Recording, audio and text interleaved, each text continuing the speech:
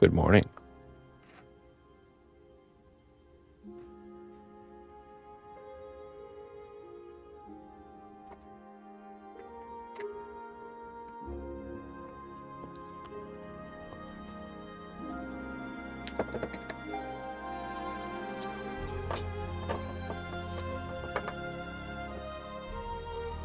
No croissant. Yeah, it's time, Captain. It's official. It's time. Time for a change. Time to embark on the quest of change, my friend. Seek it out, and you will find it.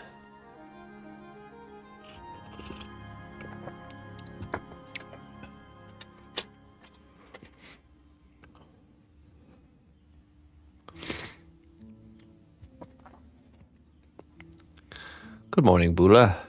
Patricia. Take a 20-minute toilet break. Stick it to the man. Peter. Good morning, Peter. What else we got in here? Didn't work it.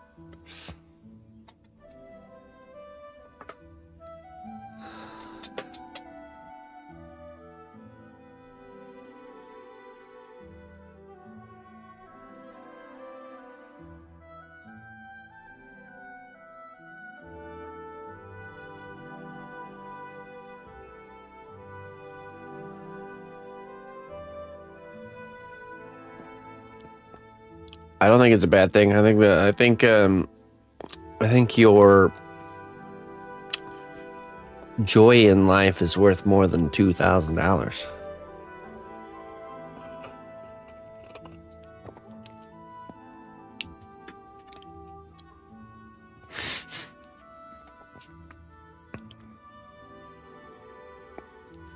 Look, here's the reality.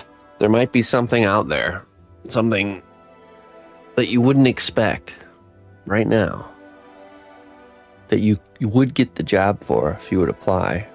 It would be better for your mind and probably even a better paycheck. That's the crazy thing about it. But if you never, seek it out, then you won't find it. I know, because I've seen this story play out over and over again with different people throughout my life, that they are, that if you, it's easy to, you get kind of in this like miserably comfortable modality where you're not happy with the job you have, but it's steady, it's secure. It's like this, just don't want to ruffle the feathers, you know what I mean? And then after your long day at work, last thing you want to do is actually go out and look for other opportunities. But we must do that. You will see. You'll get to a tipping point where you will do this. It'll happen. The seed has already been planted. Now it just needs to grow.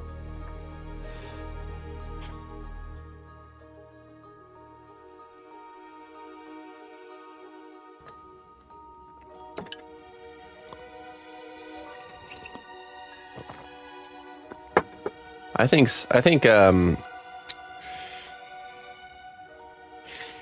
sometimes all you need, at least for a while, is just a change of scenery. You know what I mean? A different job, different place, different people. And that resets you, at least for a little while. At least for a year.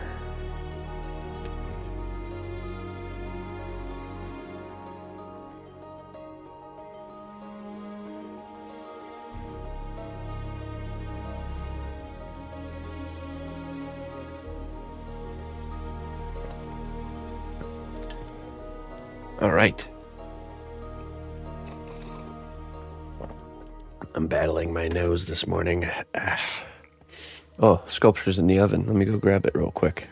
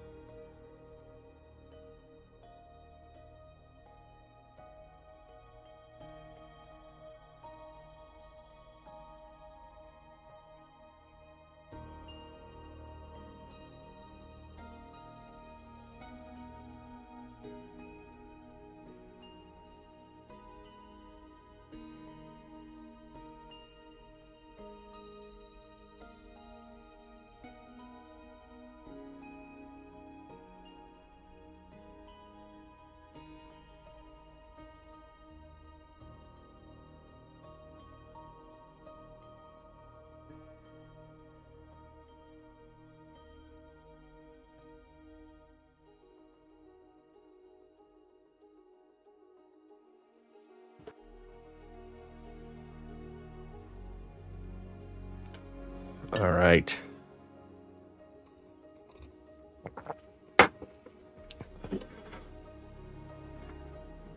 Got quite a pile of pieces here. We just did the body and kind of the first layer of clothing with the shirt yesterday.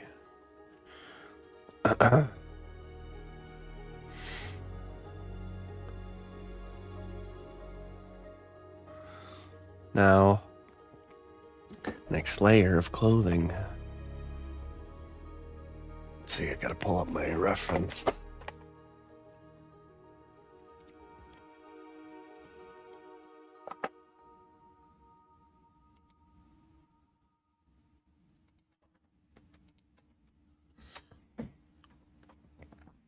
Let's see here.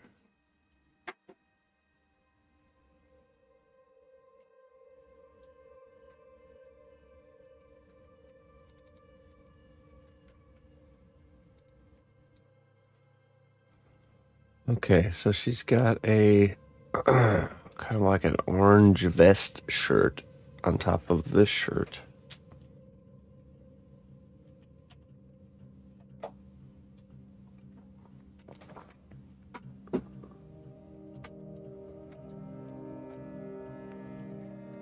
And then after that comes the big kind of collared vest thingy.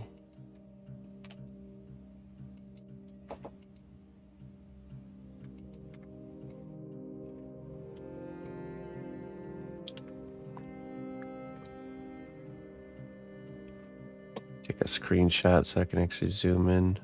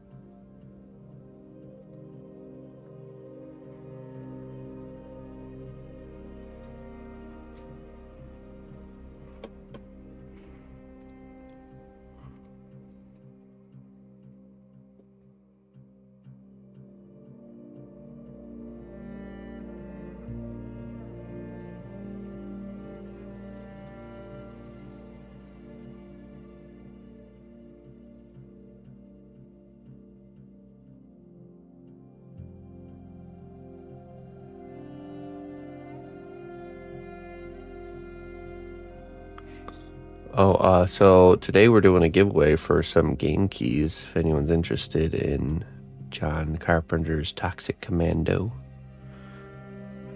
we'll be giving away 2 keys today. It's a great game. I've been playing it with my brother and my sister-in-law. My wife would join, but she's not into zombies so much. So.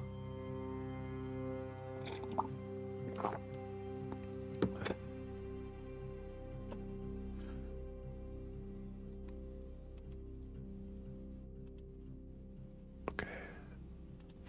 But it's good. It's really good.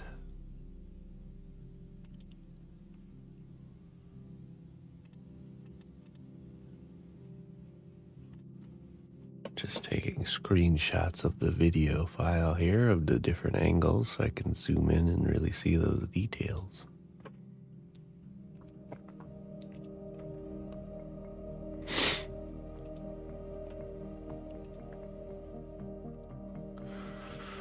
Okay, so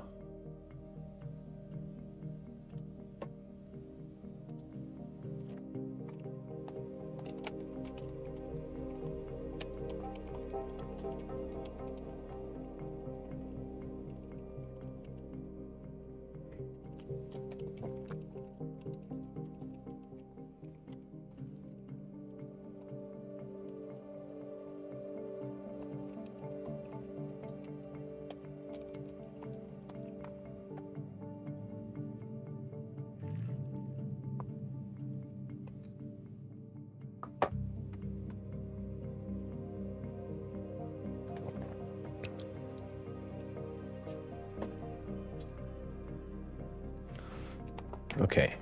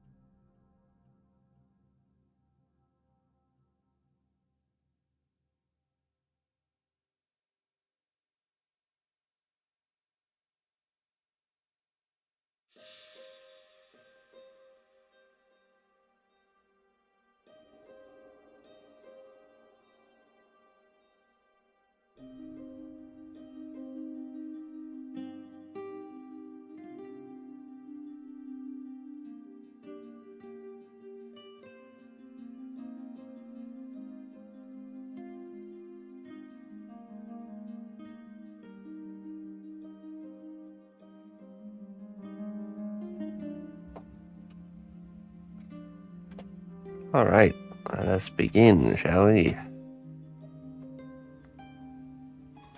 So I think we will put that orange colored vest thing, go from there.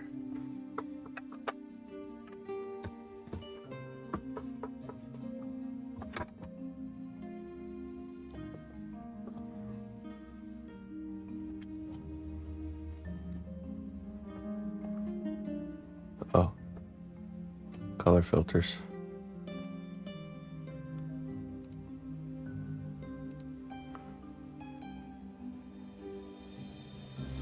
You can now understand about 1/10 of what's being said in English.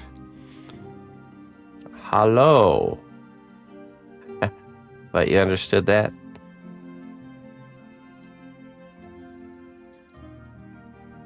I mean, what I'm really saying isn't too important, right?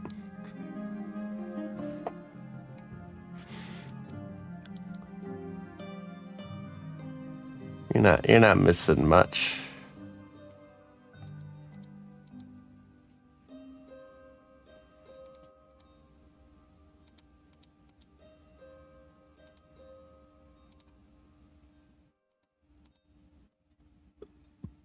There we go.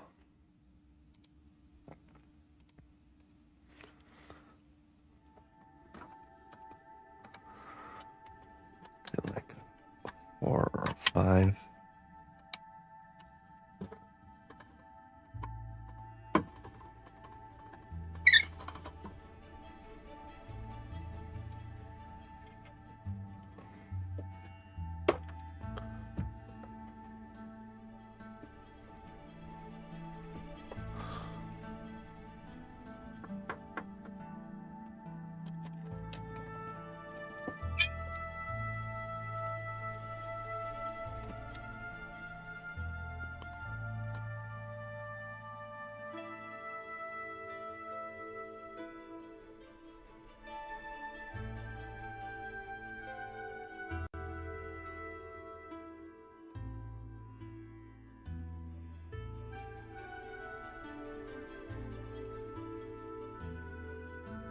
All right.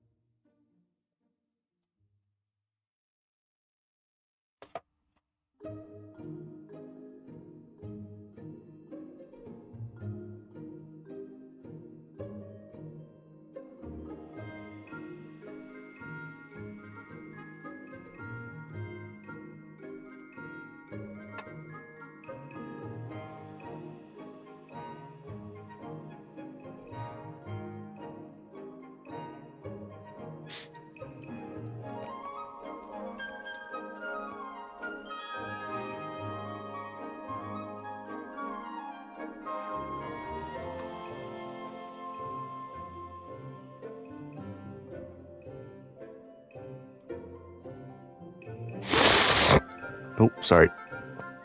I was supposed to mute. Sorry.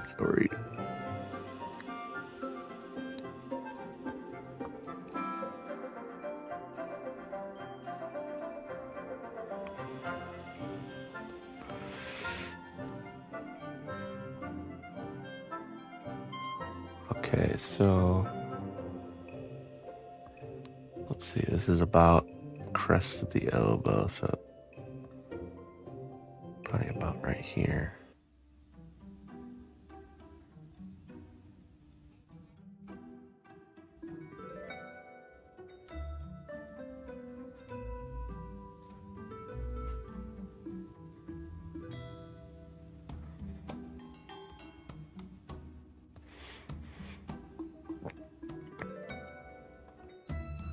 Oh, we got a lot of rain. It didn't hit till today. I'm guessing it's the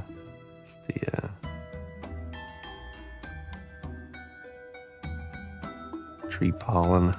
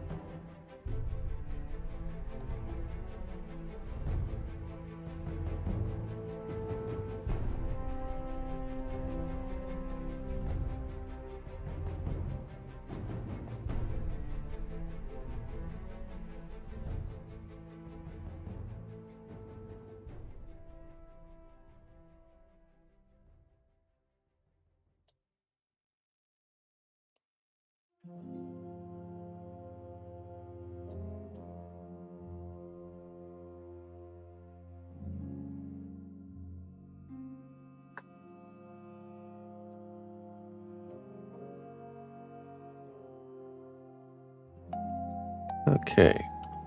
Now there's kind of like a interesting pattern or something in the middle here.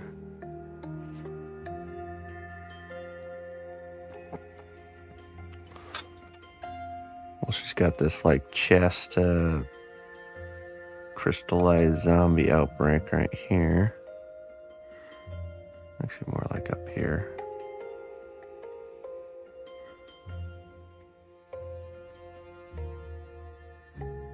Belt going across right there.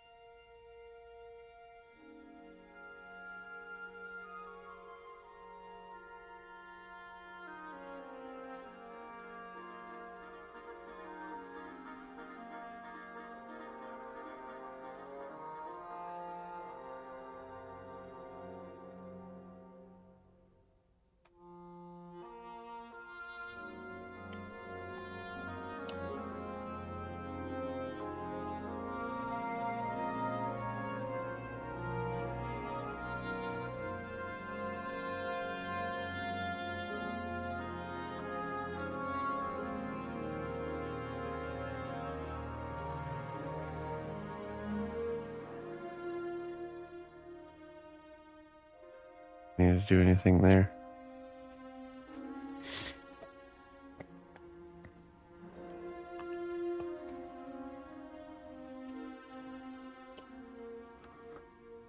I think we basically just clean up the edge now and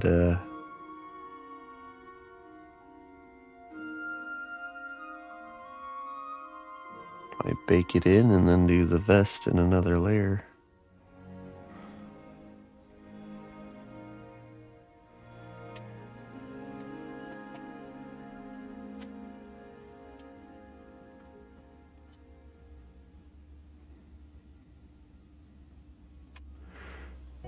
We'll work on the gun while that's cooking.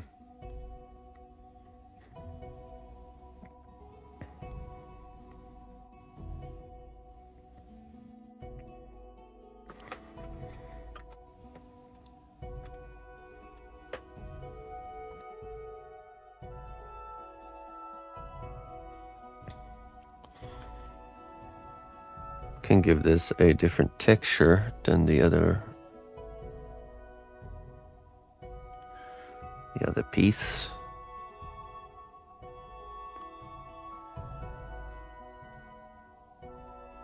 Maybe just a vertical brush. This is a horizontal brush texture. We can do vertical here for this one.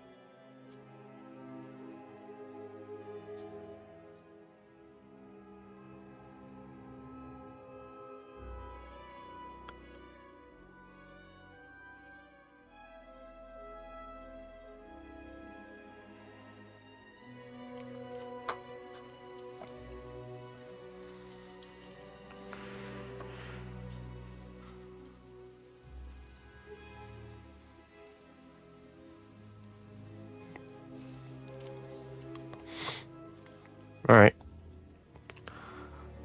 Let's bake it.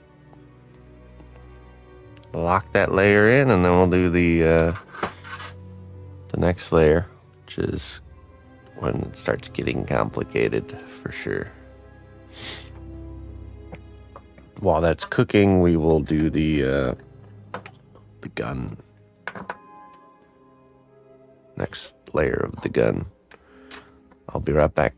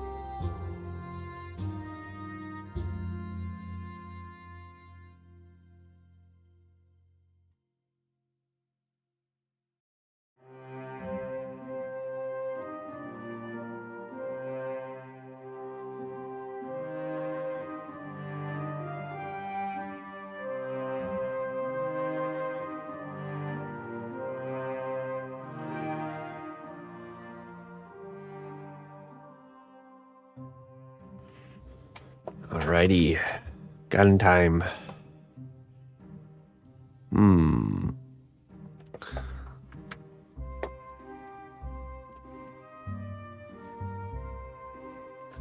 We need to clean up the extended mag needs to be squared up. And we gotta add the scope.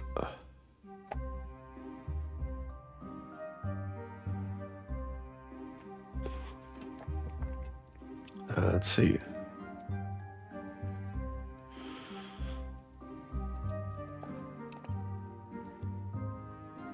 You want to square up there, bud? oh, we're gonna square things up. Just run at somebody with two pieces of sandpaper. Come here. Let me square you up real quick. Let me just scrub your sides of your head. I'll square you right up. All right, let's see here. How's the garden operation going there, Mr. Syrup? Have you thought out enough yet to start? Things are really starting to kick off over here. I'm gonna do a garden tour. I keep saying that, but it's gonna happen. You'll see. It'll be a spontaneous garden tour. It's gonna happen. I can feel it.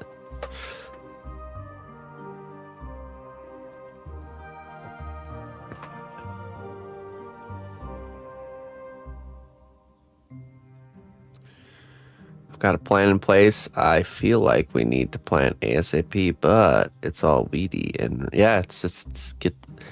Look, if the seeds aren't in the ground, nothing's growing. All right, so that's always when spring hits. It's like forget everything else, get the seeds in the ground, then remember everything else.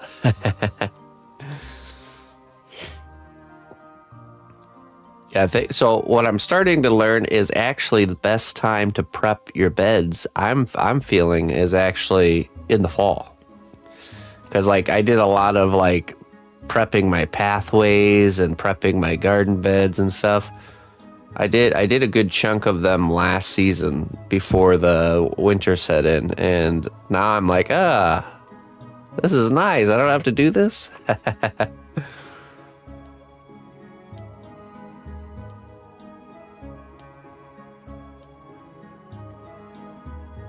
Yeah, direct sew. I'll always be a direct sew guy.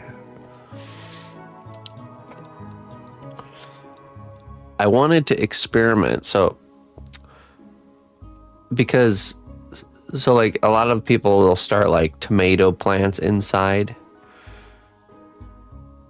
because they want to get a head start on the tomatoes, right? That's the whole mission. But I've grown tomatoes outside direct sowed and had no issue there, because it's like the seeds, when they stay in the ground over the winter, they know exactly when is the right time to start actually coming out of the seed and growing into a plant. So I kind of want to emulate that I've seen somebody do this thing where they take old milk jugs and they cut them in half, fill the bottom part with dirt, and then put like tomato seeds or whatever plant you're growing in there, like a bunch of them. Put the top of the milk carton back on and put a piece of tape around the outside. And then you leave it outside in the fall. You do this in the fall. Leave it outside like this, just like all in a row next to your house or something in the fall. And then, yeah, basically it's like creates a little mini greenhouse atmosphere. And the seeds will start and grow like in abundance right when the timing is right. So right when the temperature is just right, basically. So I'll tell you one thing I've never seen. Yeah, see, that's the thing. I've never seen plants that come up on their own die to frost. I've never seen it happen. I think the issue with the frost happens when we have the seeds indoors, like when we take the seeds out of the environment and keep them inside in our nice warm houses. And then we go and we plant them out in the, environment. And then the seeds just come up, and then there's a chance there's, something off there.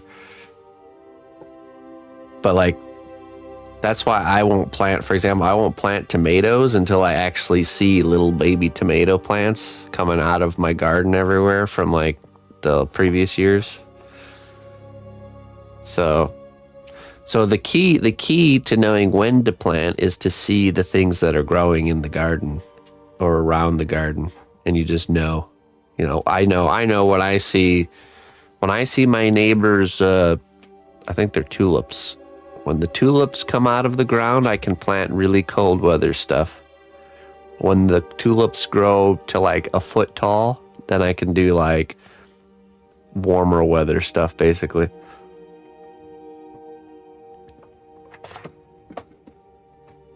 Yeah, and you have to really fully realize how cold hardy stuff really is. Like some of the cold stuff labeled cold hardy can like literally be like in snow and still growing. So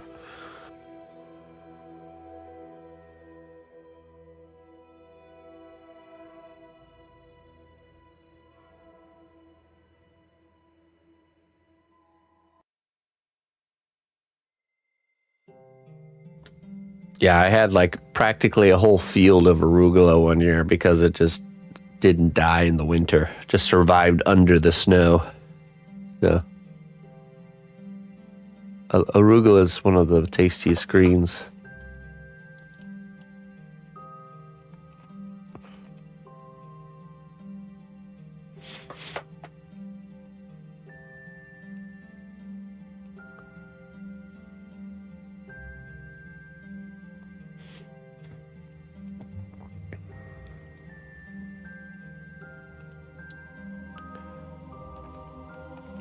All right.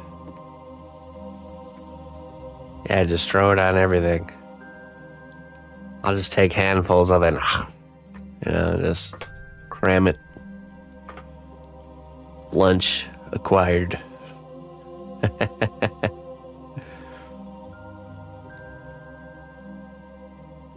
No sauces, no dressings, just straight arugula paste sandwich.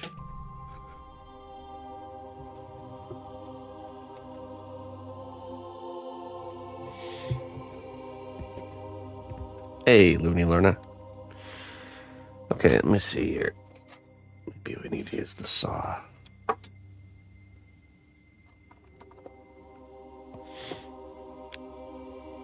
I have to cut these like slots in the top of this. Trying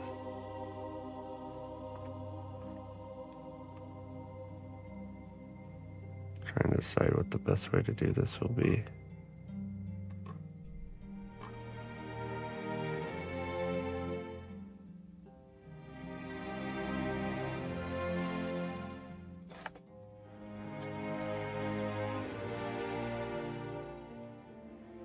Maybe X-Acto knife.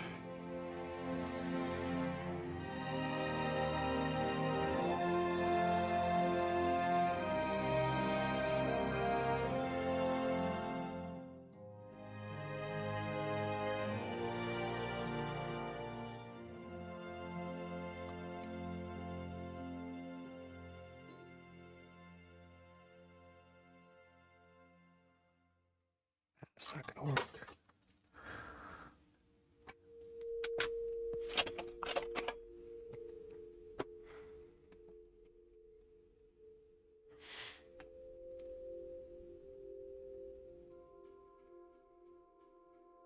It is, yeah, it's like a small micro tooth blade saw. Makes very fine cuts. Yeah. It is almost finished, yeah. We just gotta add the scope here. And then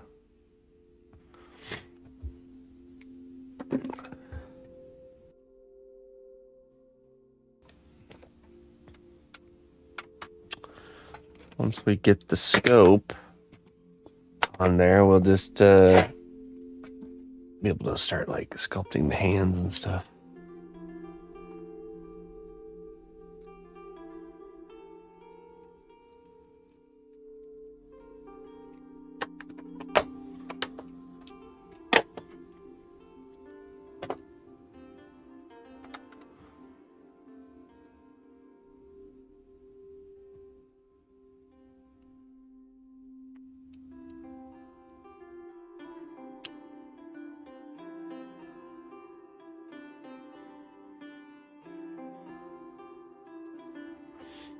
So I've successfully went a whole year without planting anything of the squash family. I'm curious. I'm very tempted to plant squash this year to see if 1 year would be enough time.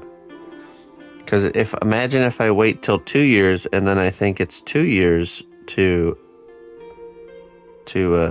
eradicate squash bugs and vine borers, but really only 1 is needed.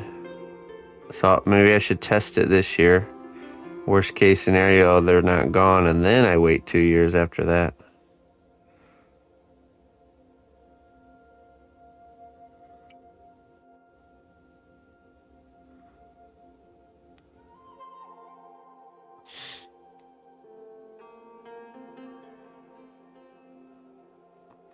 Zucchinis make you feel like a wonderful gardener, but I actually despise. It's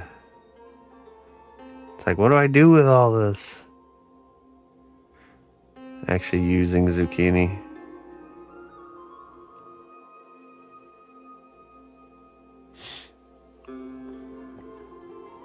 I've been wondering about actual rotation of crops. You know, in my opinion, it's not really necessary if you are replenishing the soil. It can help with like pest control and stuff like that, but as far as like the nutrient side goes, if you're, you know, what I do with the leaves, it fully replenishes the soil, so you can grow the same thing in the same spot year after year. I haven't noticed any. The only place I noticed like a decline in like in my plants is the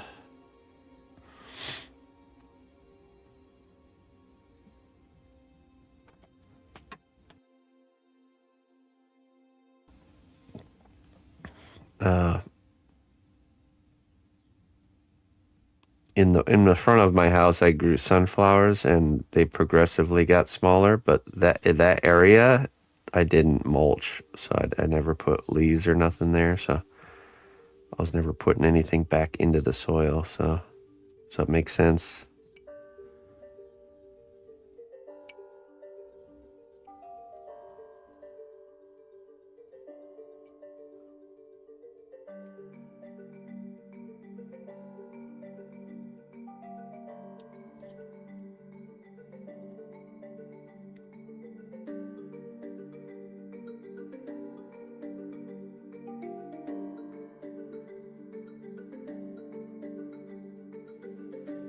Hey, that's awesome, Clayton.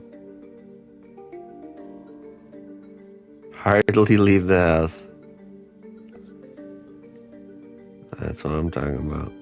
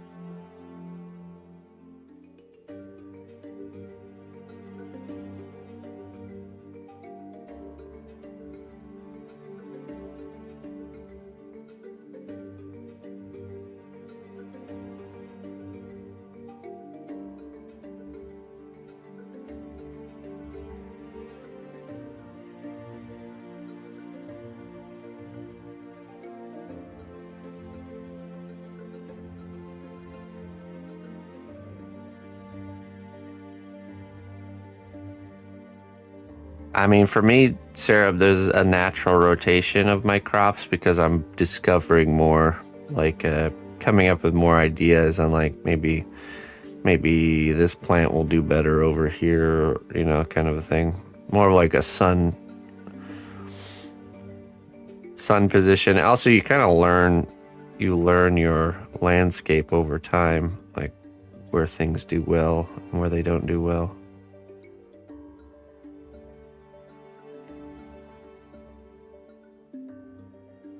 But I would say like tomatoes and stuff have pretty much grown in the same spot year after year.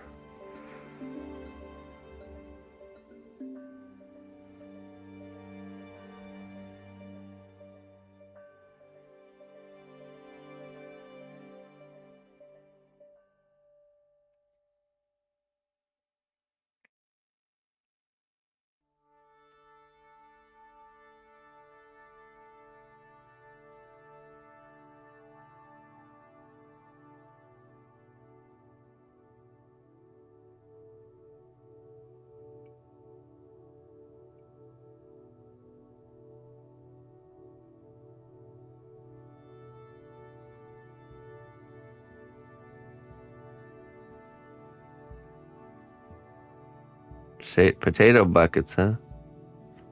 I've seen people have huge success with that. I'm too lazy, so I'm just gonna dig a hole in the ground and throw a potato in the hole.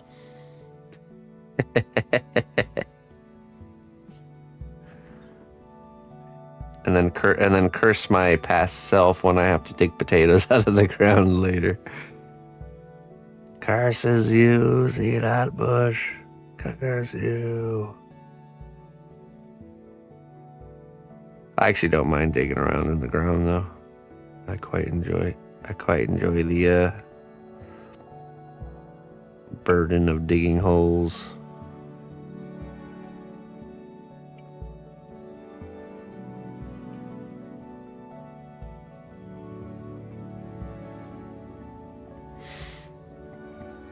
Yeah, I love watching those videos where people try out different methods kind of side by side, you know.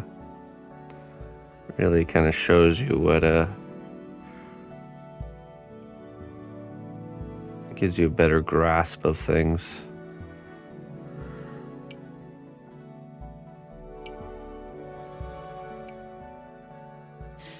In the video I was watching, the highest yield came from in-ground potatoes that were covered with like a bug netting, or like a covering, like a netting material, which I thought was interesting.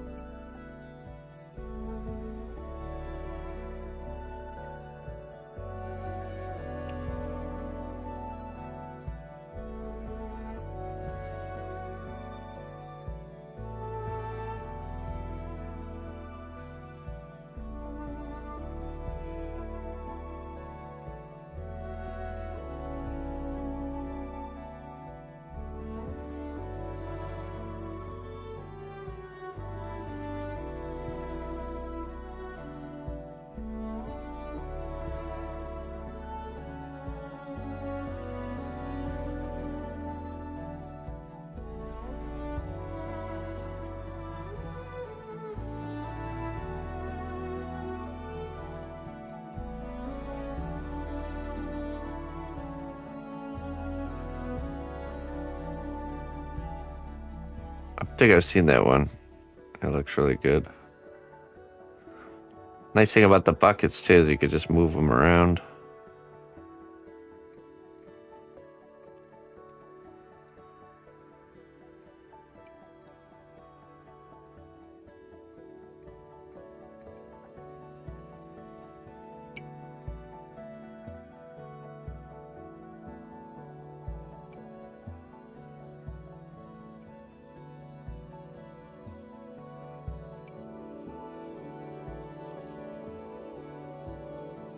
Did you know back during World War II, there was this like program called Victory Gardens, is what they called it in the States?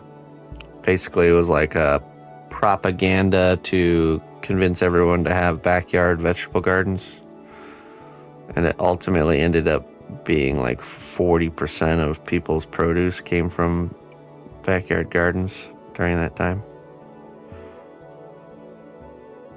Just shows you the possibility.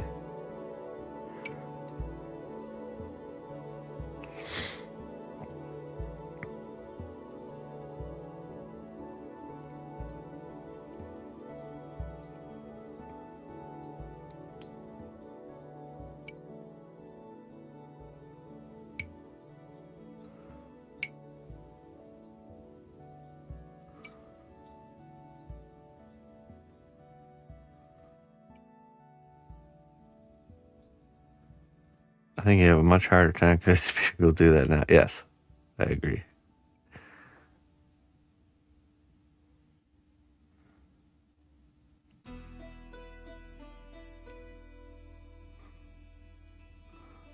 People nowadays would wait until all the food is all gone and then they decide, hey, you know what? I think I'm going to start a garden. I'm feeling a little bit hungry.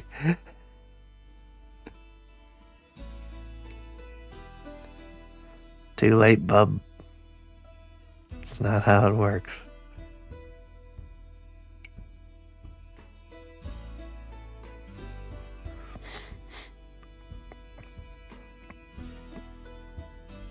Yeah, you guys are not a good place to survive. That's for sure. Out in the wilds.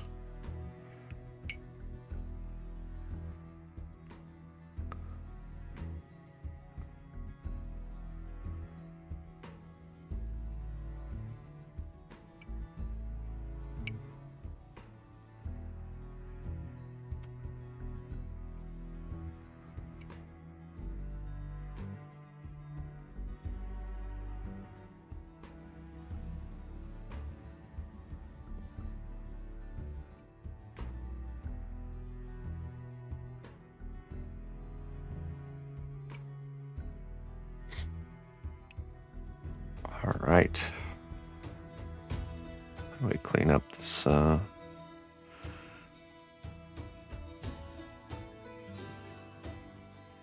guy here?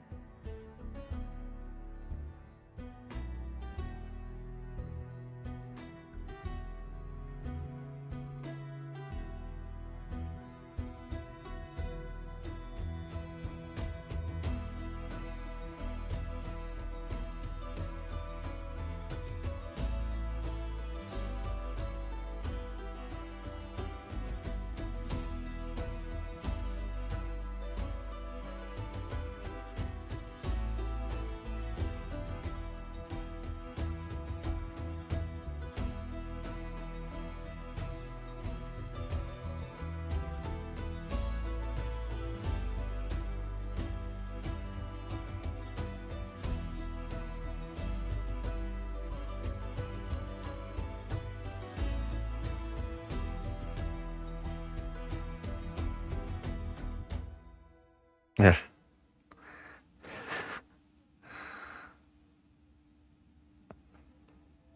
This crazy sculptor guy became the president. And he's now making it mandatory that every household has 5 backyard chickens. Crazy. He's also saying anybody who has Twitch Prime or anybody who has Amazon Prime has to go to his Twitch channel and subscribe with their free Prime membership. What does the world come to?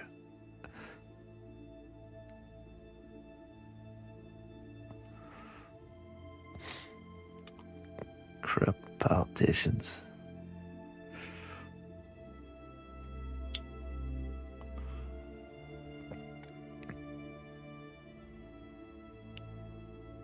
Okay, let's see. I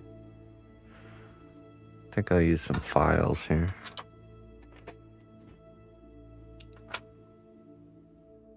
Hey, Mr. Jones. How you doing there, buddy?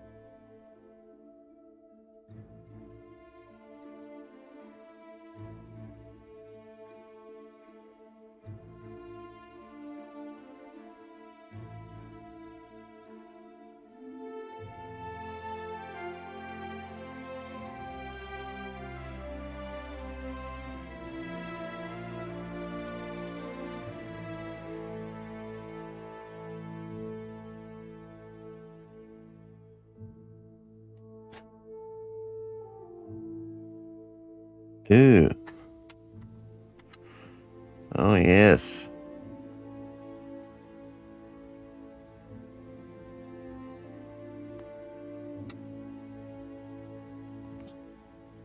This is not her first rodeo, right?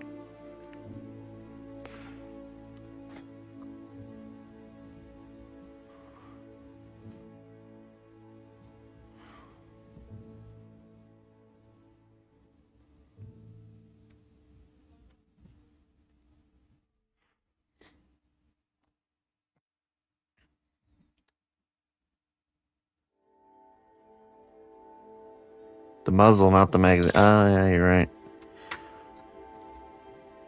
I knew I was getting it wrong.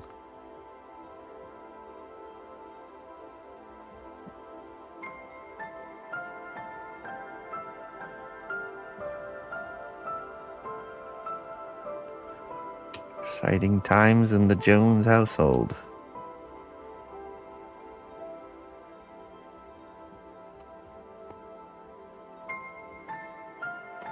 All hands on deck.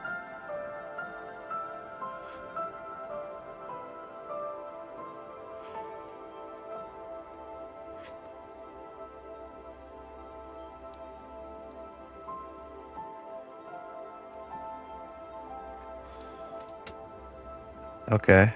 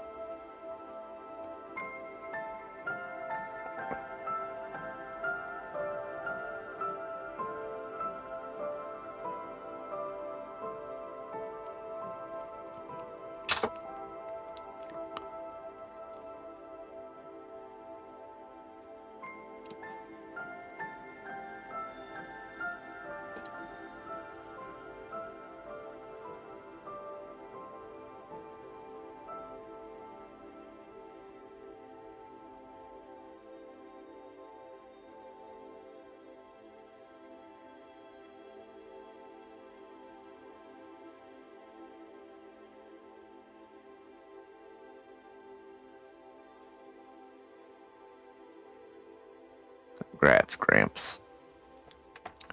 Thanks, Margaret. Yeah, we just gotta add the red dot scope now.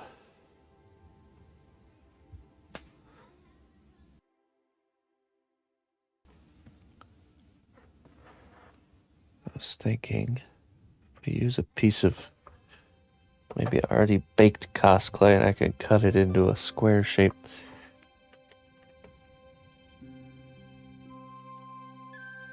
Or use a piece of square dowel rod.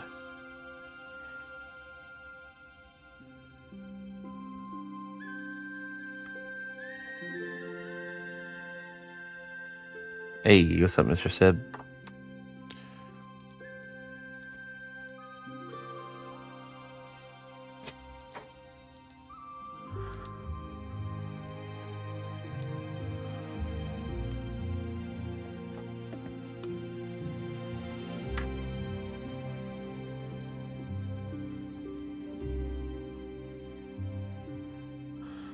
New phone.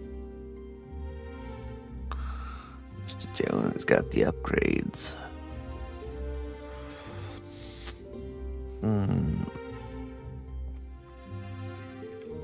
Let me take this to the belt sander. I'm just gonna sand this to the kind of the shape of the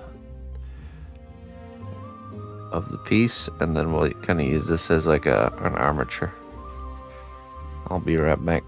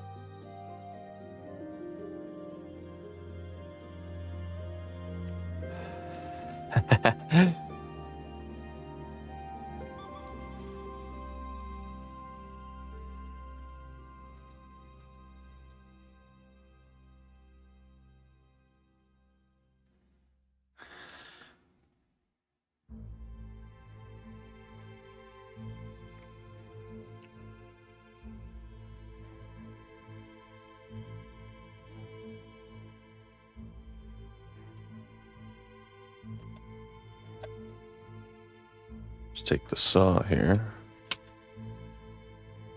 So I went ahead and I sanded this to the profile of the red dot.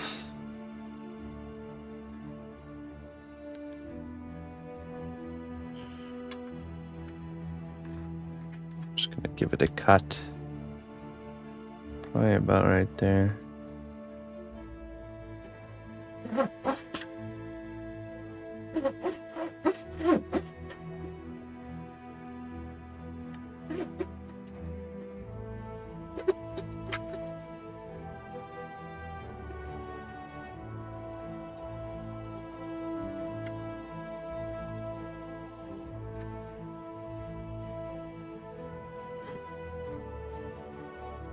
Okay. Now let me just touch that on the belt sander, that end, and then we'll have our little frame for our red dot.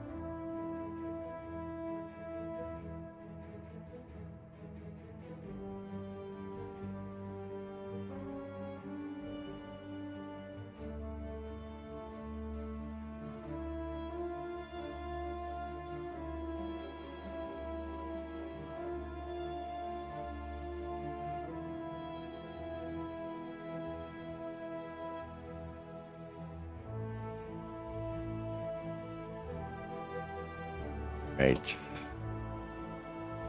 I just need to find my activator spray for my super glue.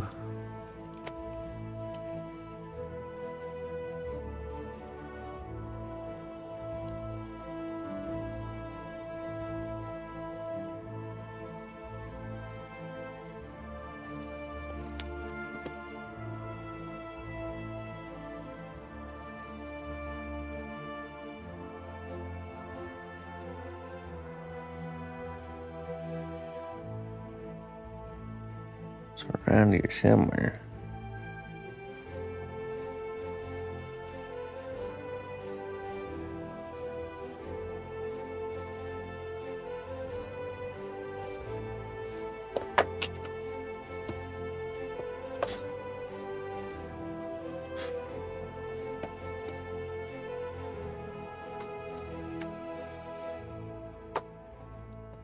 I don't see it in here.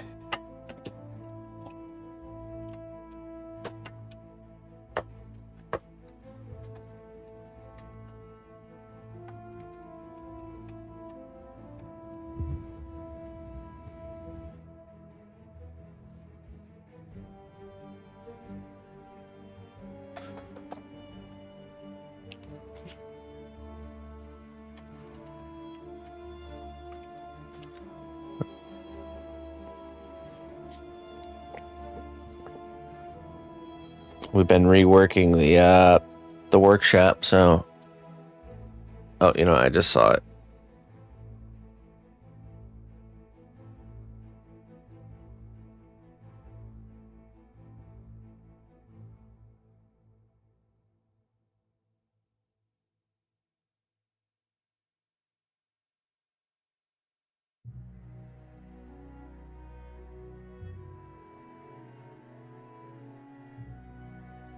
The missus totally hid this behind my monitor. She's trying to sabotage me, guys. Tell you what. Comes in here, reorganizes all my stuff, and then sabotages me.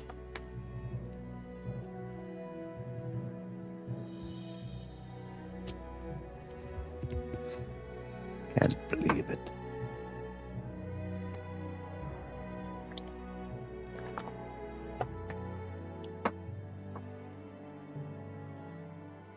All right.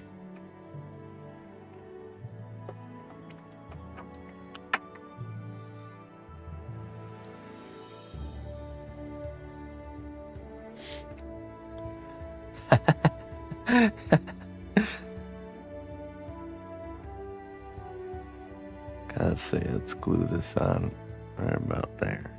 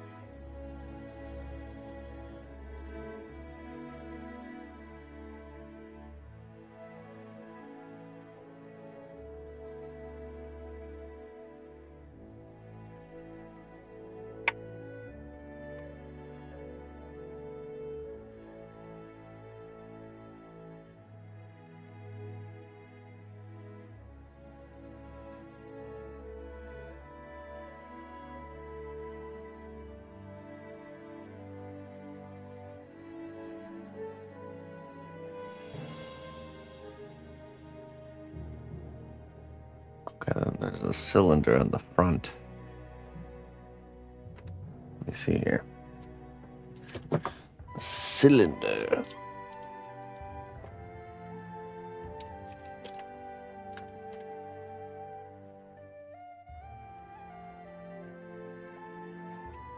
This one too big? Let's see. Yeah, it's too big. Smaller one.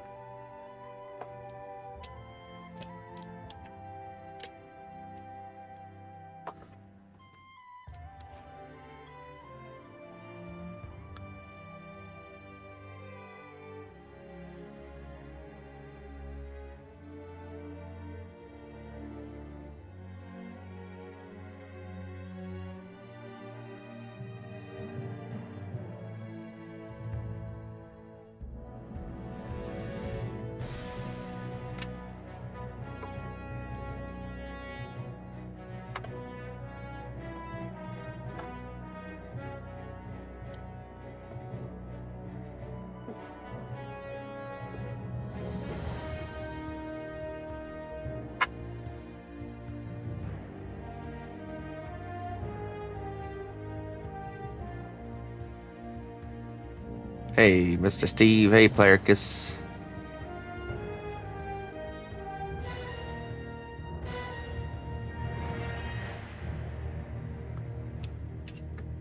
So far, so good.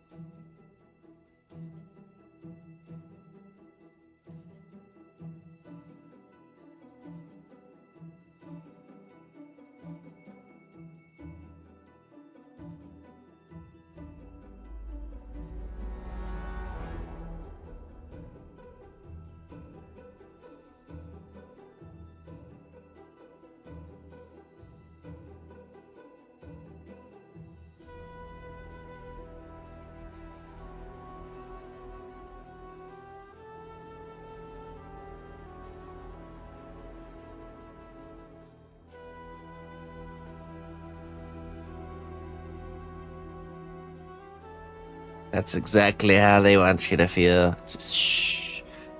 There, Plarkus. Everything will be fine. Don't worry, buddy. You've been completely forgiven for your crimes.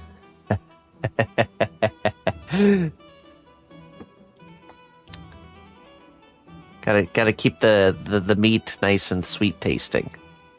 Can't be having any fear in you.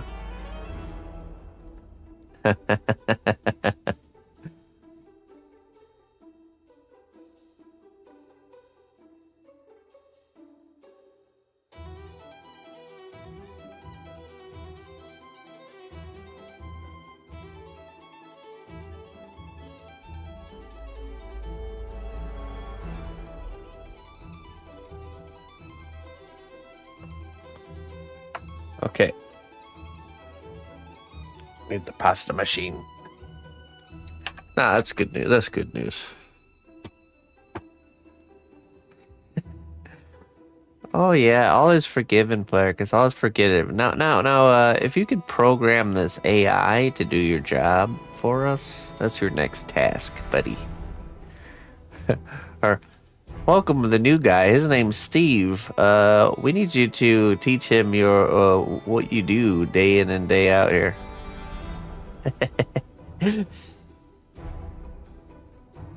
So, Mr. Steve. Welcome to the team, Steve.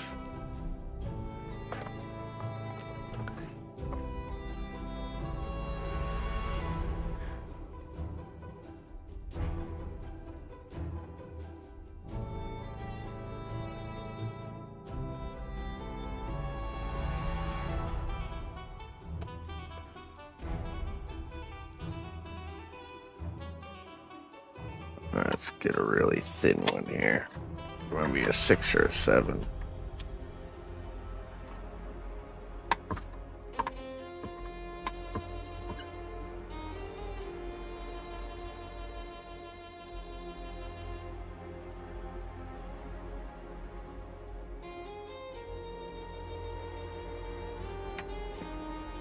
I'm glad it all worked out for you there, buddy.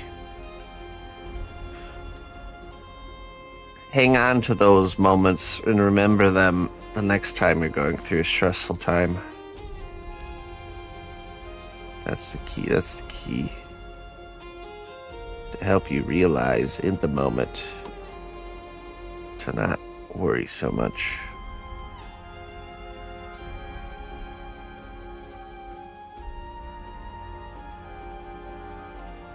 You'll get to the other side of it no matter what it is.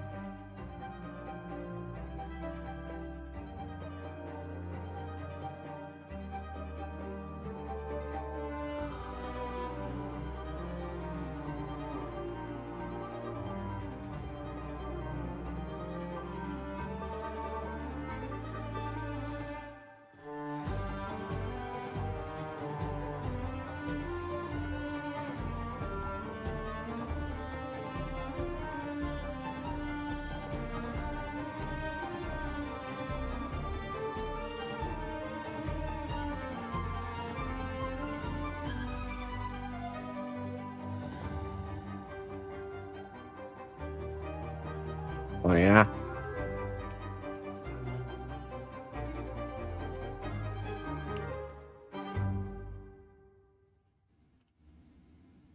Some sloppy work.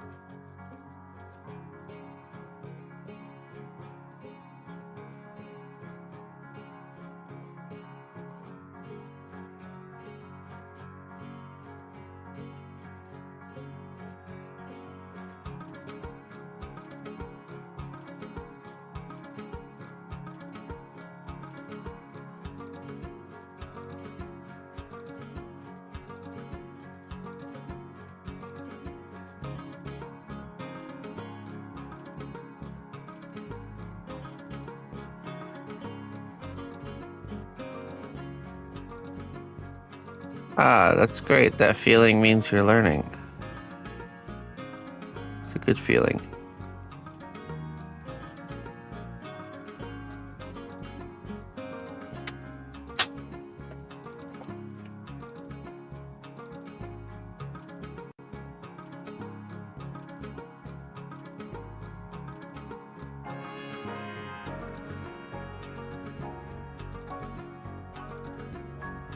Oh yeah, Mr. Sib?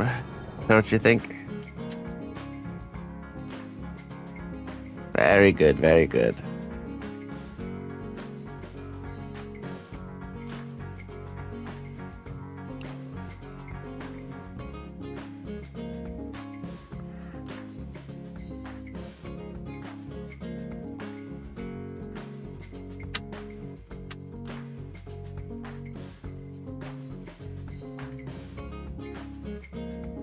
Jerusalem artichoke hugger.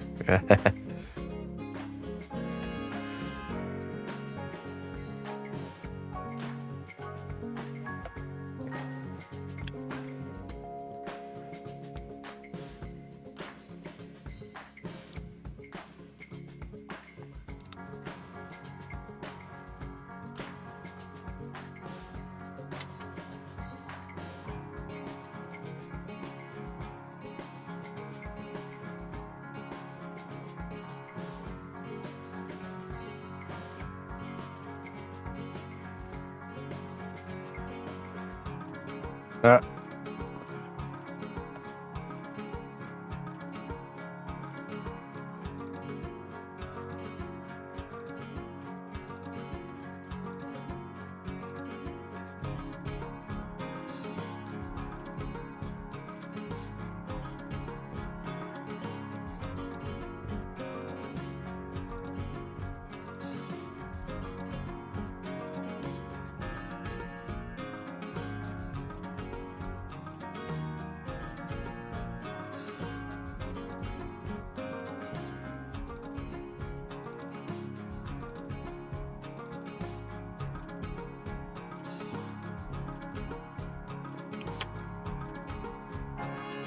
Hey, hello, how you doing, my friend?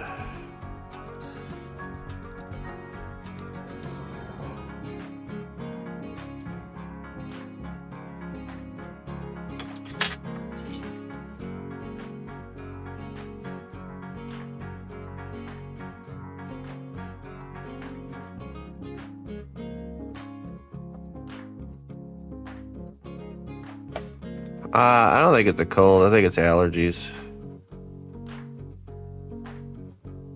The missus has got some stuffy nose action going on, too.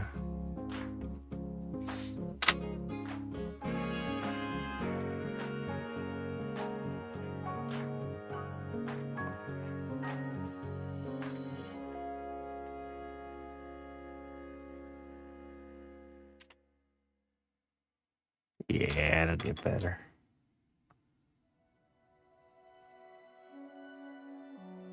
All right. You got this, Mr. Sib.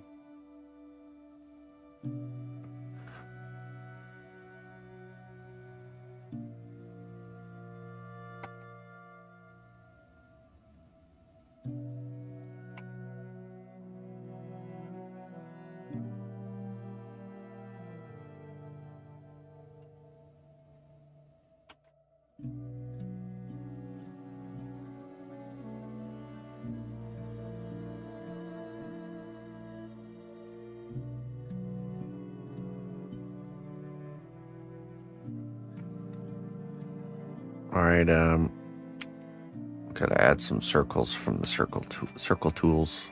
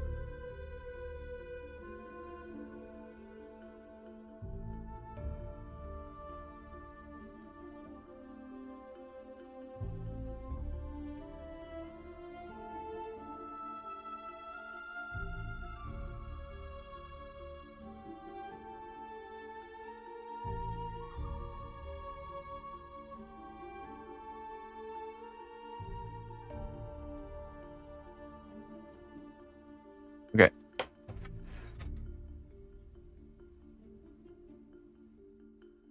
I think we'll get that cooking. Add a little bit of clay glue in here.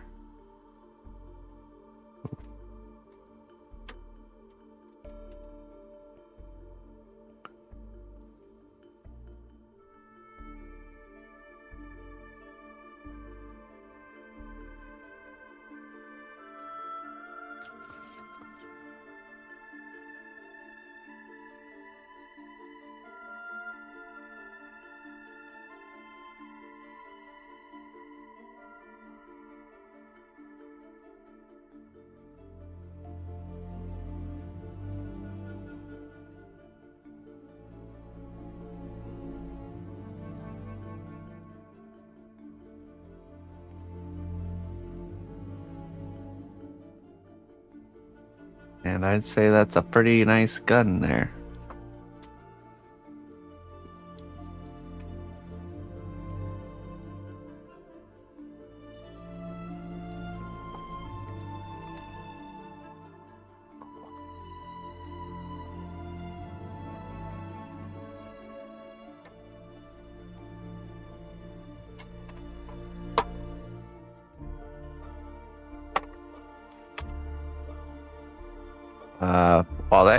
While that's cooking, we're gonna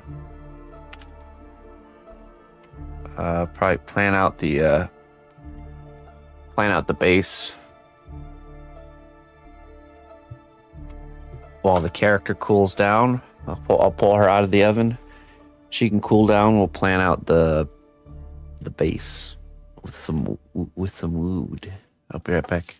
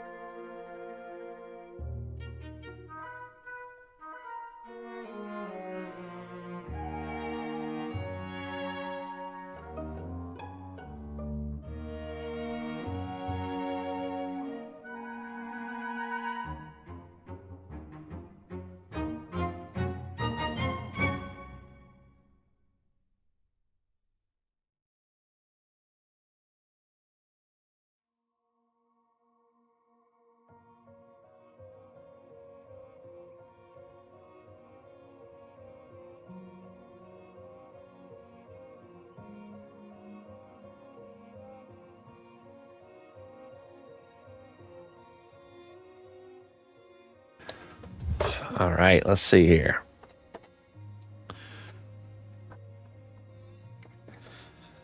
Let's do some planning, shall we?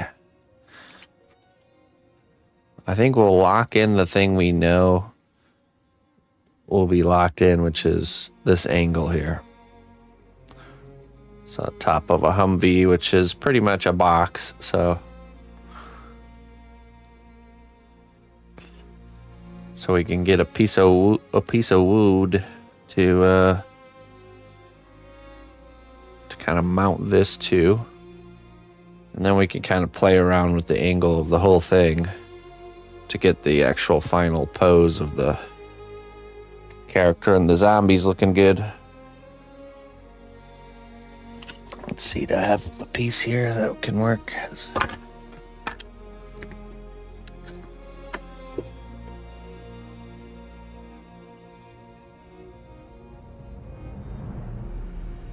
Wood. Piece of wood. Ah, look at that. Beautiful. So actually we don't put it all the way up because the Humvee has this like rolled corner here. So what we can do is we can sand that in with the belt sander. And we just attach the pieces kind of like this.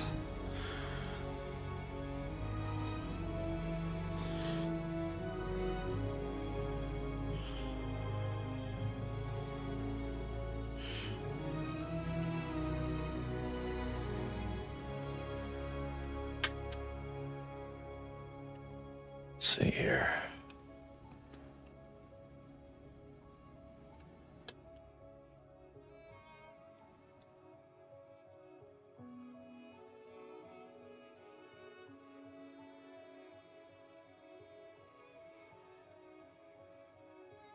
Is the wood way the same as a duck? I'm not sure.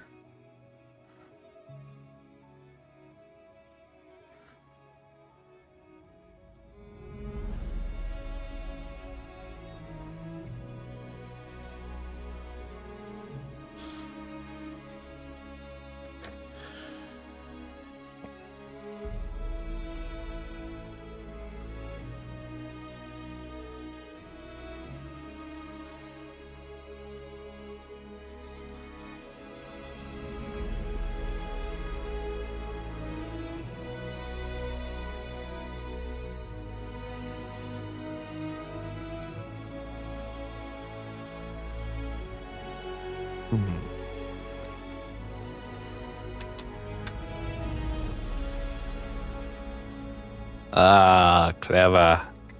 You're so clever, Seb.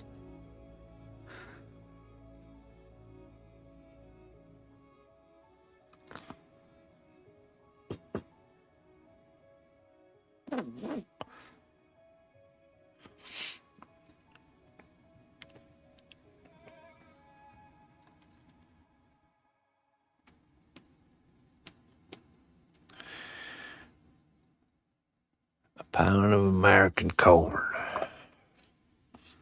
All right, let me cut this and then sand it. And then we'll have our form to kind of build the base off of or on top of.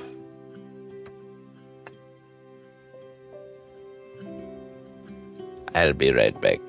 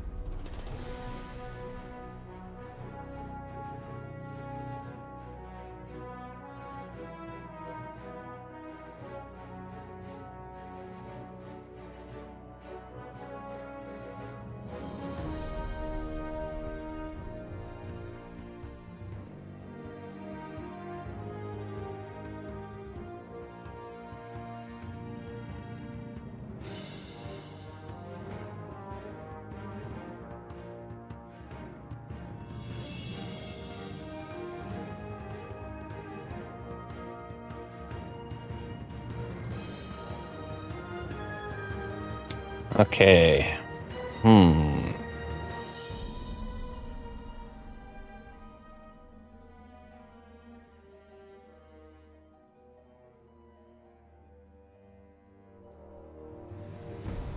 Dosta. Hello, Dosta. Let the puzzle begin, yeah, right?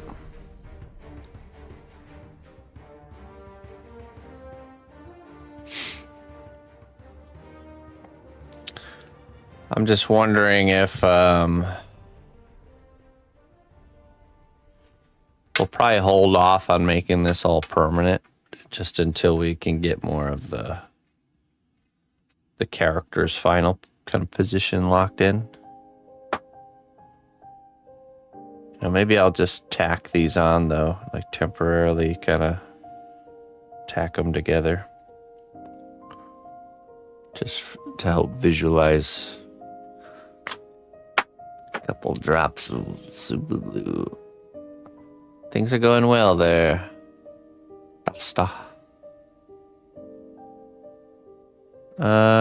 No, you don't need to.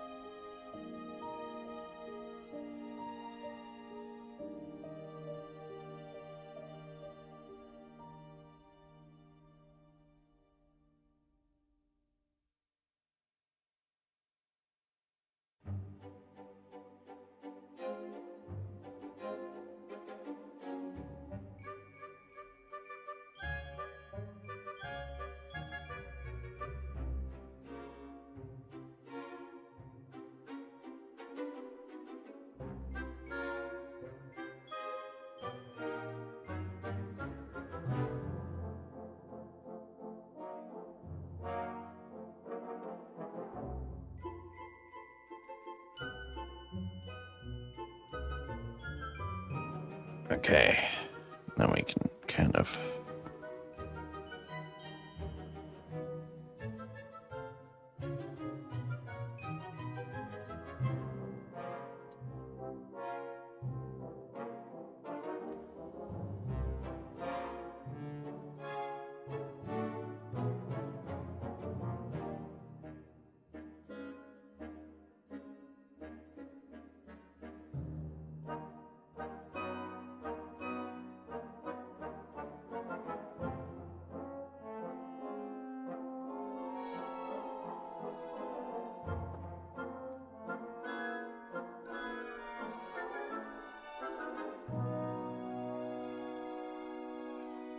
kind of like that, I think.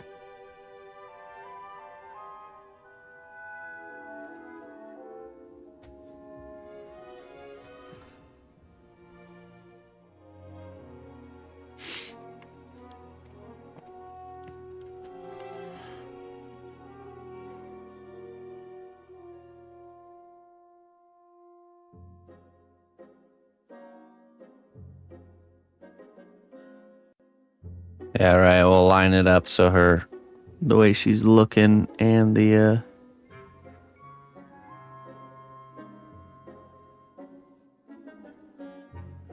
all of it lines up.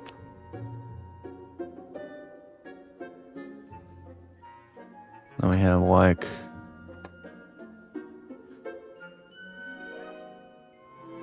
all our zombie parts down here.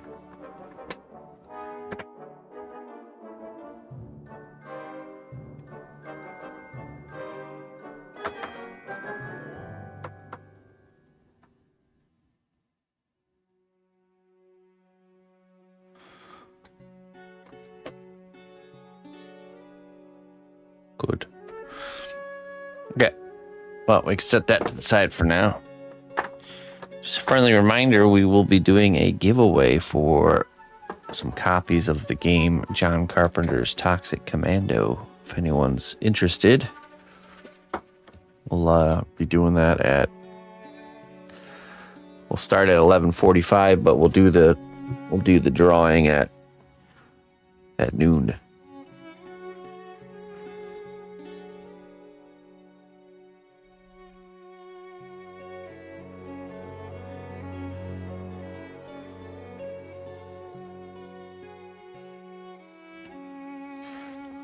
Okay. I think we'll start the next part, which will be the vest.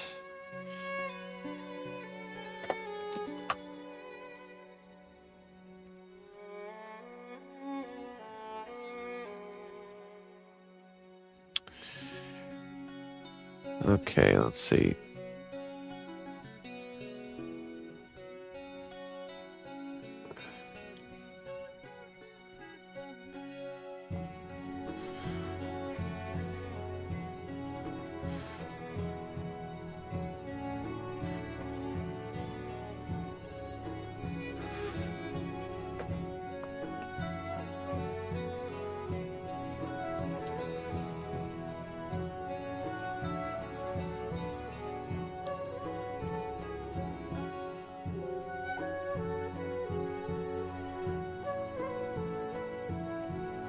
This is going to be tricky, I think. Okay. Let's get to it.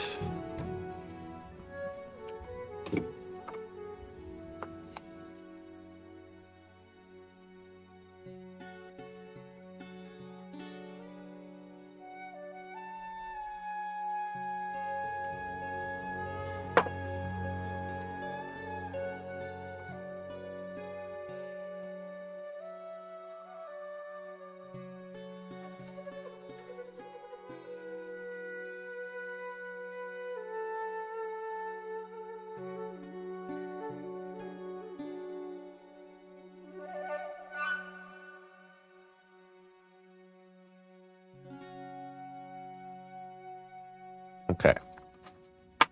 Here we go.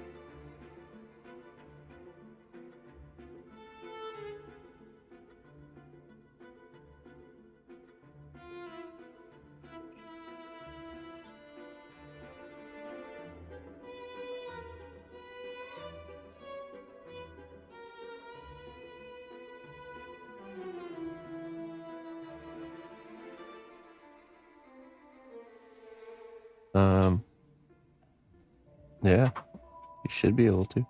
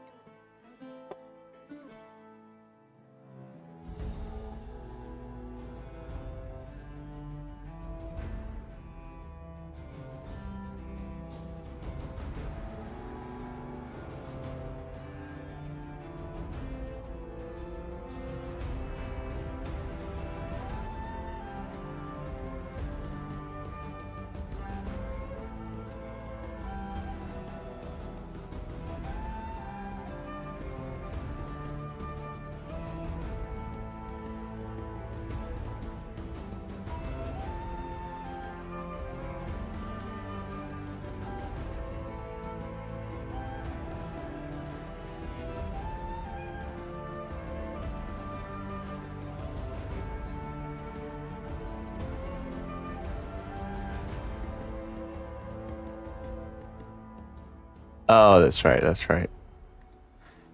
Oh, yeah. You're going to get slack, all right? That'll teach you.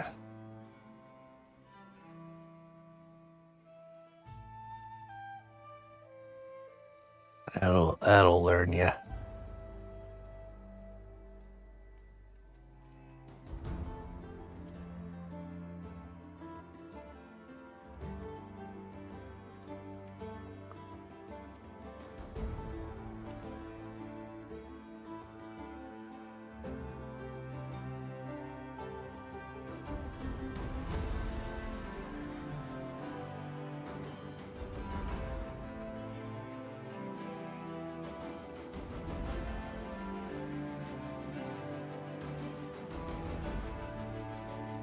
Max slack.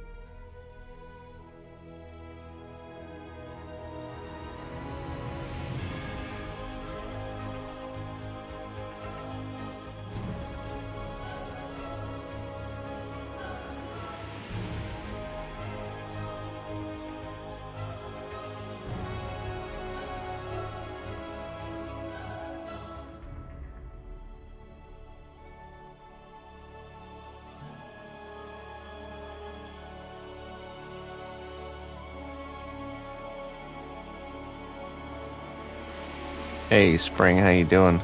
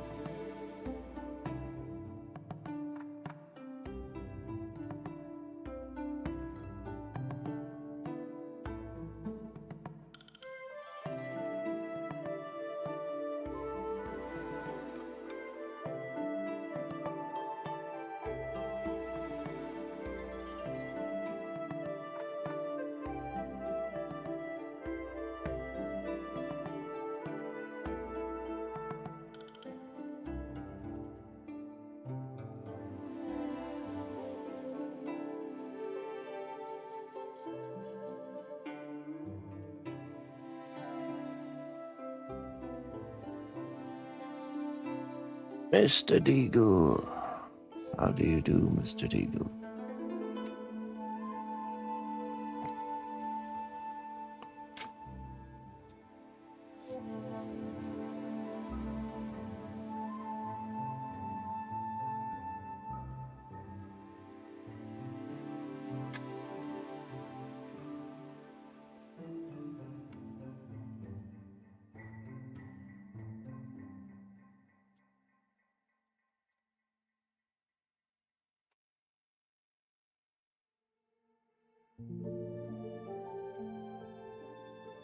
I do believe I'm out of clay.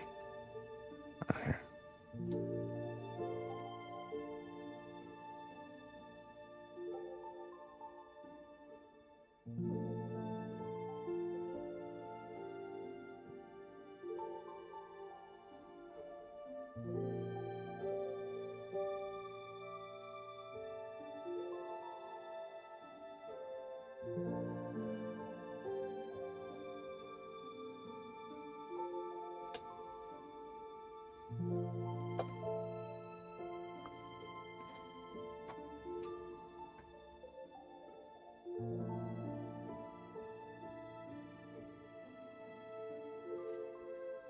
Taking them to get serviced. Service, please. Routine maintenance stuff, I imagine.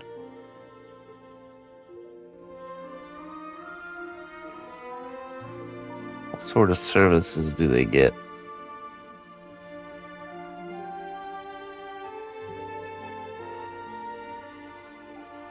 Like a inspection and fluid top-off type of service?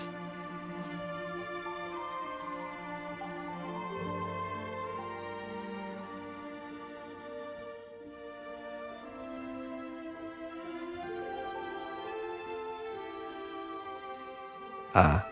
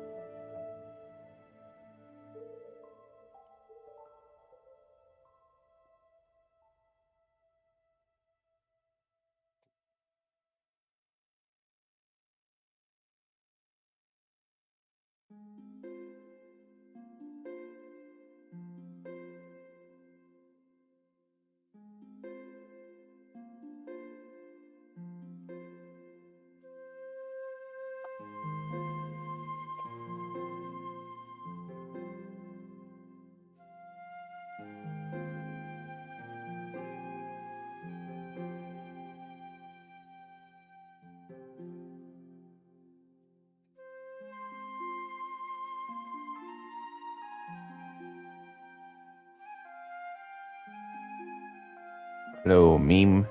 Hello, I am.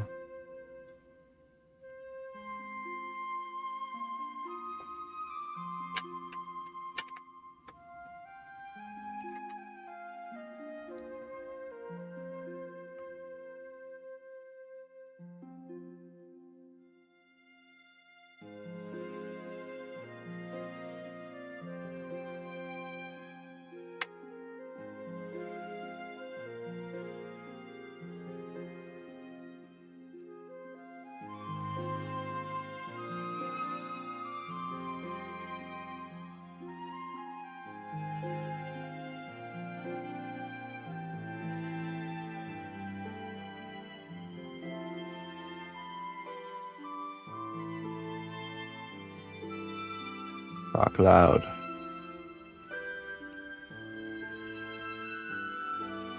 No one. Well, you must be someone. Nobody is no one.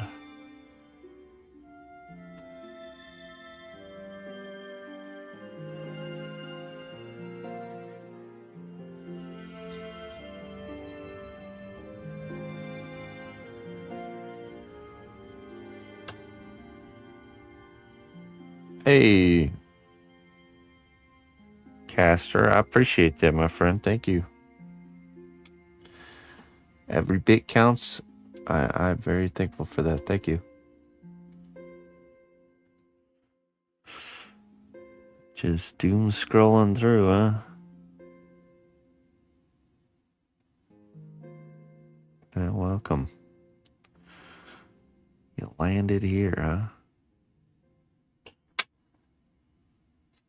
Yeah, about 1 hour, we're doing a giveaway for 2 copies of the game, John Carpenter's Toxic Commando. I'll open the entries in an hour, and then we do the race at noon. Race at high noon.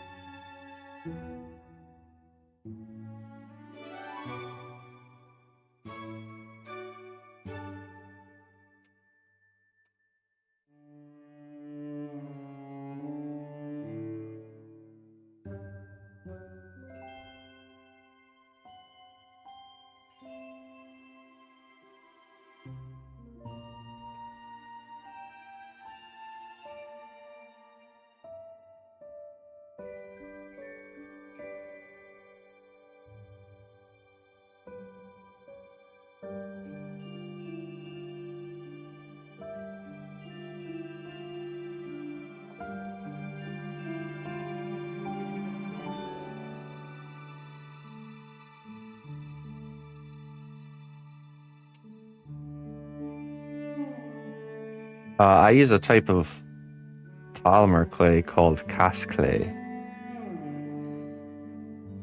Cosclay.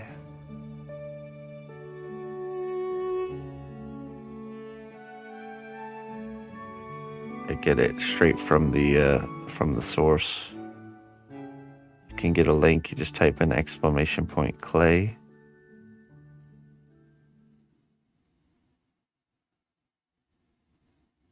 If you're curious.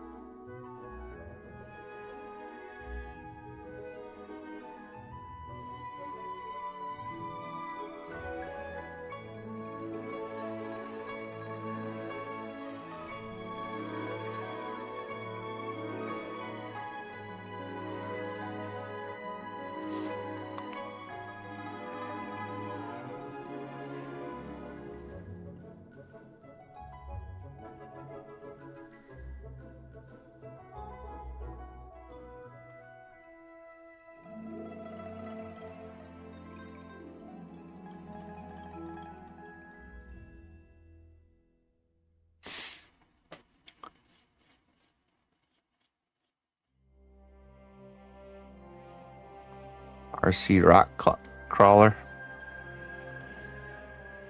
My neighbor does that. He's creating like a big kind of RC rock crawler thing in his basement track.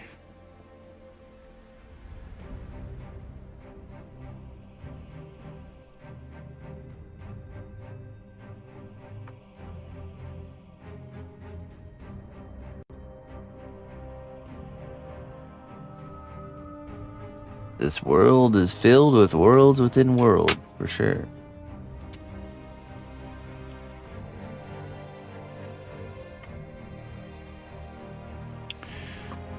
Okay, let me, I need to get a new blade, because this one's got like a curl at the end of it.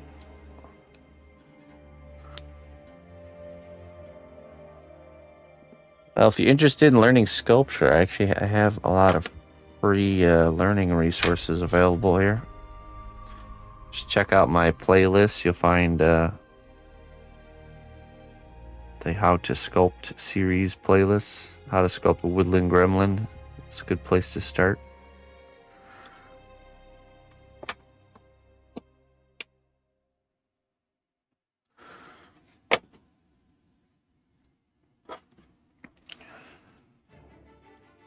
I have lots of resources for anyone new.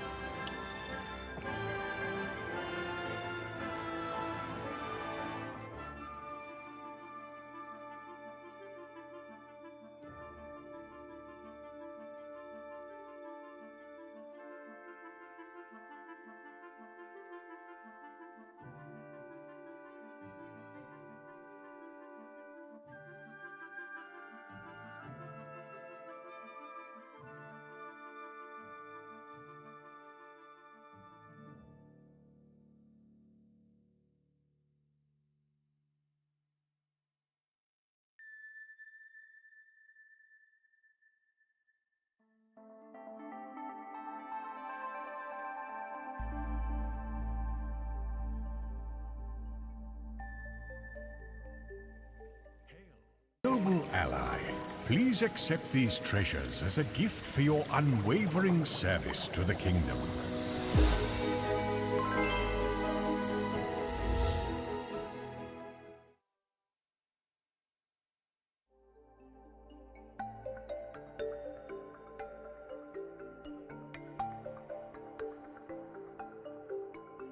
Hey, fairy. 57 months? What the? Fairy clay treats. Thank you so much. I appreciate that. I wonder what fairy clay treats taste like, huh?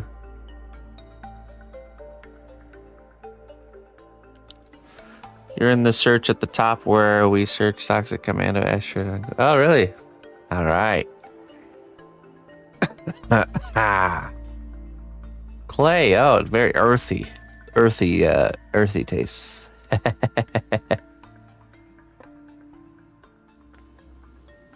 Hey, thank you very much for sticking with me and supporting what I do, Fairy. A held grudge is just a bag full of rocks you keep choosing to carry. Oh, that's the truth, isn't it? A held grudge is just a bag full of rocks you keep choosing to carry.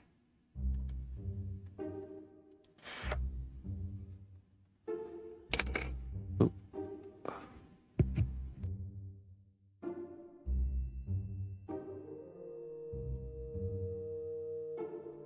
Fairies can be actually the majority of fairy lore throughout the human history. They are actually mischievous creatures that you do not want to have the pleasure of meeting. So, same with like elves and stuff like that, which is interesting. Very interesting.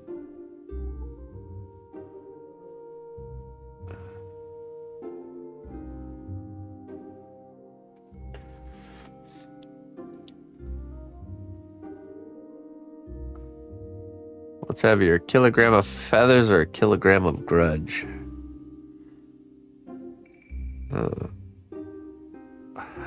They're both a kilogram.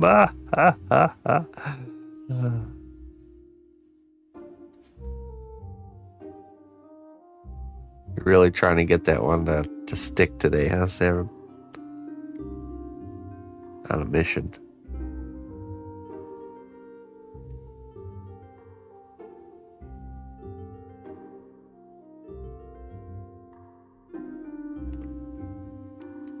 All right, cool. Hey, cool, Patricia. I can use that screenshot and send it to Focus Entertainment. Say, hey, look it. We did something.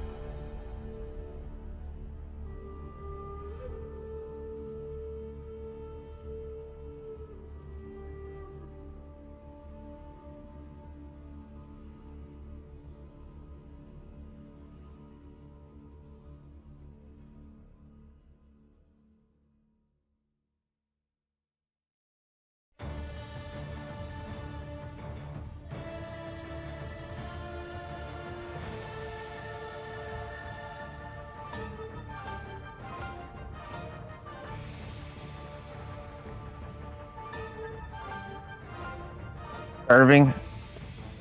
Like to go from wood carving to sculpting, or from sculpting to wood carving?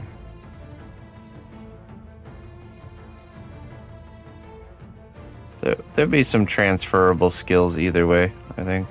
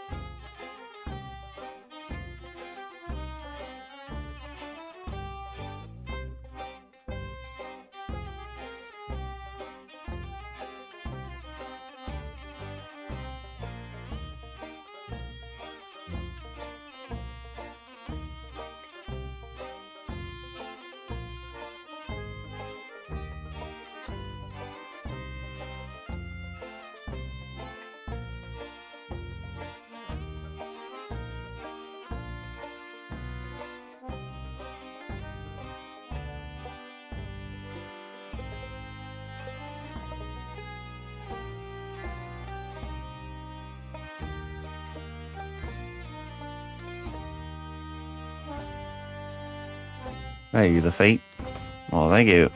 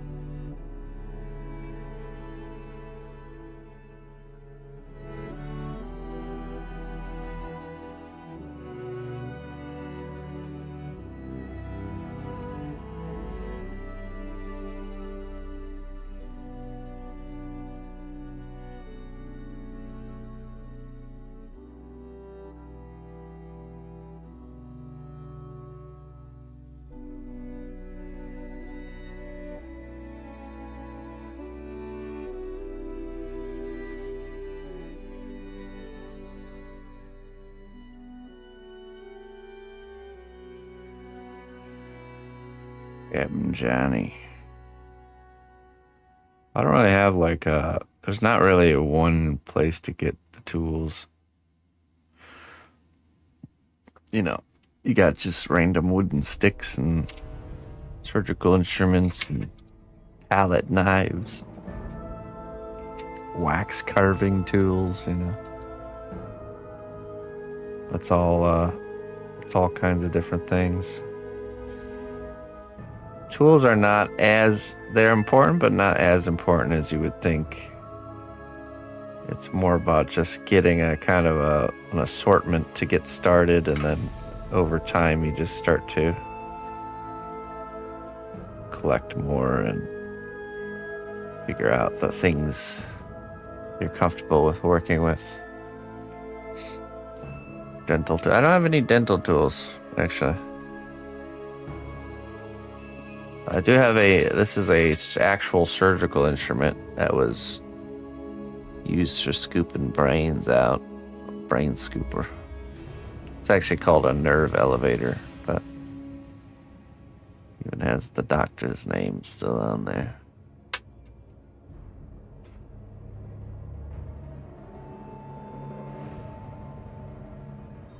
The doctor.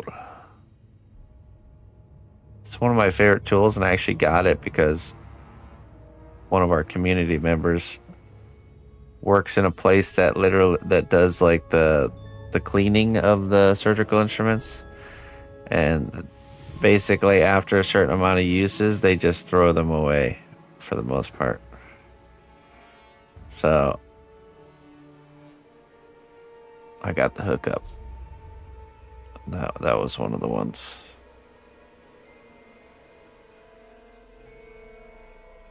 There's only a little bit of brain residue on there. When I got it.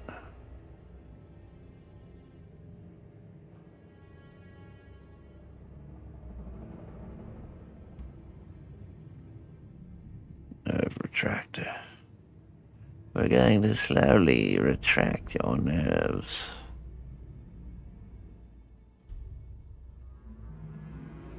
I mean, to be fair, surgery is medieval torture. They just knock you out before they do it. Whereas before they didn't. That's right. The giveaway is coming up. If anyone's interested in a copy of John Carpenter's Toxic Commando, it's the character that this game's from. It's the game that this character is from that we're working on. We were commissioned by Focus Entertainment to bring it to life in light of the launch of the game. So I have some copies to give away. Just stay tuned. You guys will be able to enter in 30 minutes. Only PC copies though, so only PC.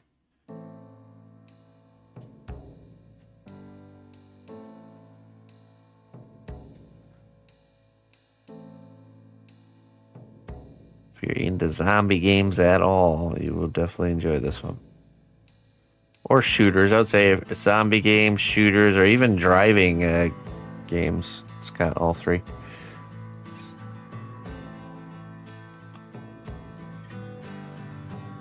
The developers, if you ever played the game called Spin Tires, I used to play that one. It's like a mudding or off-road simulator. They had a hand in the making of this one, so you're kind of like dealing with like hordes of zombies while also trying to not get stuck in the mud. Driving around, keeping your vehicle gassed up and repaired.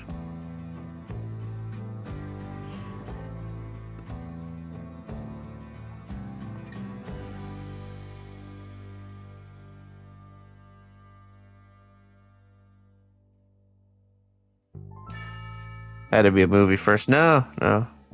I do like the plot, though. I will say that. The storyline and the plot is pretty cool. You definitely tell they got a little bit of, whatchamacallit, little inspiration from Stranger Things. A little bit Stranger Things-esque, like music and stuff like that. I really like it. And then there's also, I think it's also the guys who made Left 4 Dead. So it's got this Left 4 Dead kind of feel to it with like the special zombies and the, the way you do the way the missions kind of play out. I'd say a little bit more open world though, because of the driving aspect.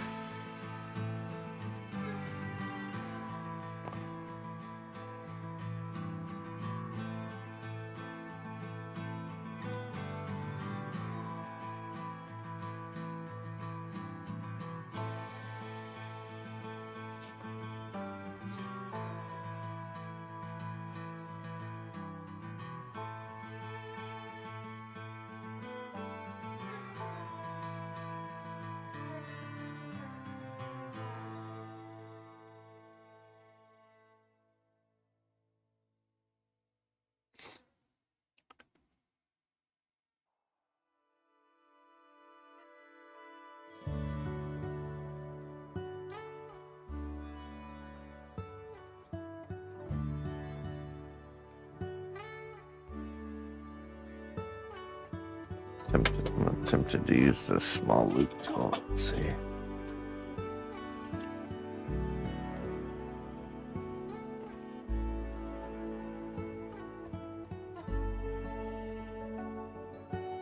Today's kingdom term of the day is bags o' mystery, 19th century British slang term for sausages or saveloys, humorously referring to the unknown, often questionable ingredient inside, known only to the maker.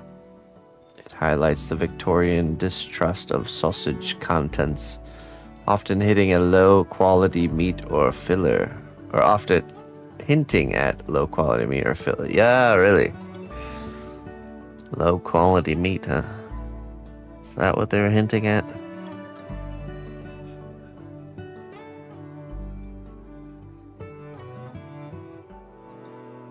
What's that movie with Mads Mikkelsen?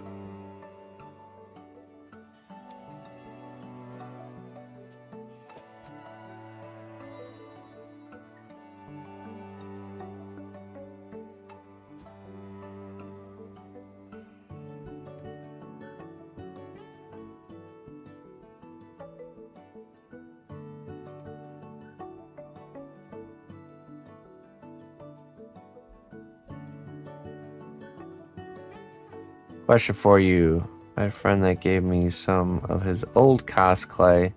I don't know how old they are, but they are medium firm. And it's all still sealed. Is there anything I can do to make it easier to use, or maybe too old to use? Almost. So whenever you use cast clay or any polymer clay, initially when it's still in like the raw form, it's gonna seem like it's like dry. It's gonna seem kind of like it kind of cracks and a little bit more on the brittle side. You actually have to do a process called conditioning it, where you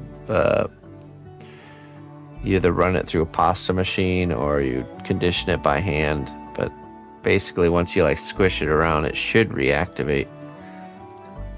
I mean, it should still be good to use. It's just sometimes that kind of crumbliness that it has at the beginning can be seem like it's dry. So I would try and condition it, and if you're squishing it around and trying to condition it and it's still staying crumbly, then you can mix clay glue back into it, or like some of this stuff right here that will like revitalize it back to normal.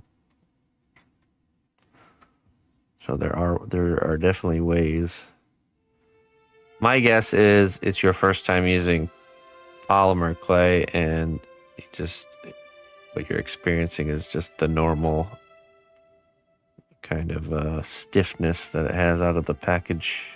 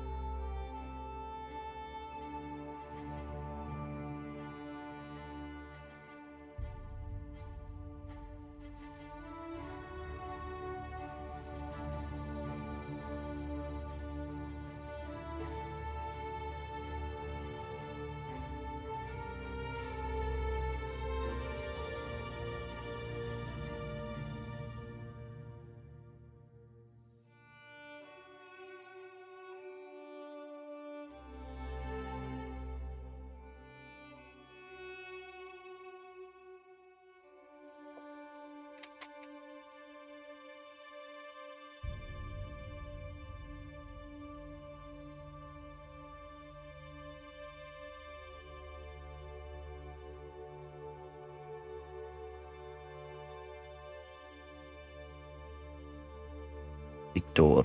Hello, Victor.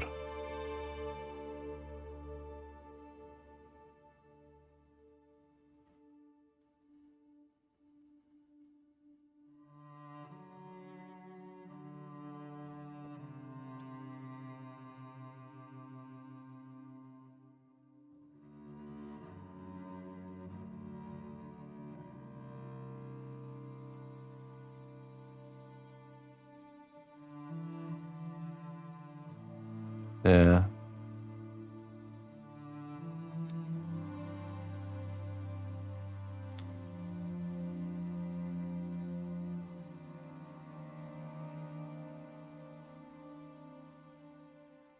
Okay. So, but I mean, it is still the same foundation, right? I do, yeah. Check out, I have a class, start to finish sculpting guide. You can check out, it's totally free. Just on my YouTube, there's a very lengthy playlist you can follow along.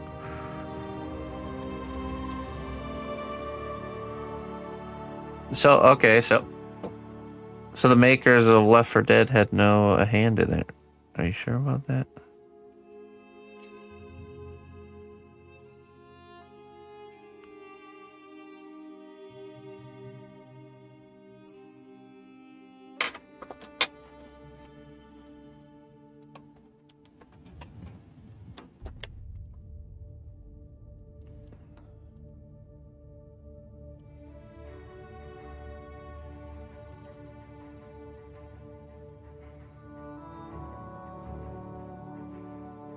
Oh yeah, it is Valve. Okay.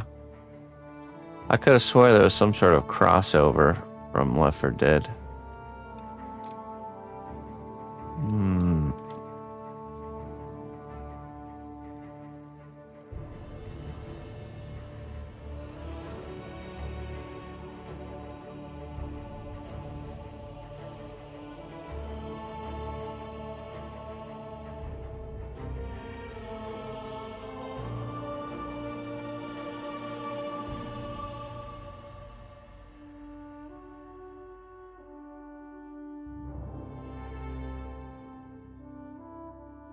Okay, the original developers are Turtle Rock Studios, published by Valve.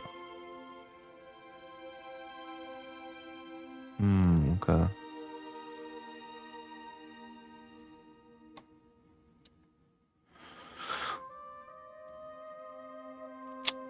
Interesting. Okay, yeah, I totally thought it was. But okay, definitely the Spin Tires guys then.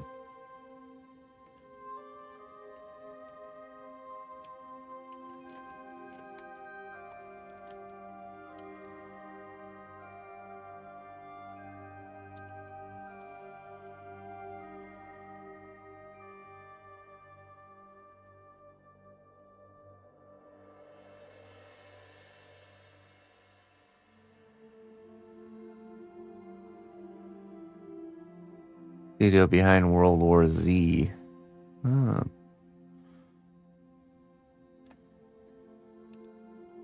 Saber's known for World War Z.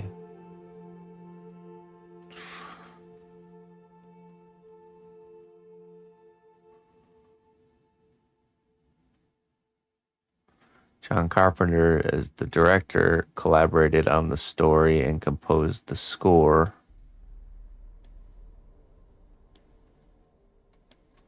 Okay, that's good. Interesting.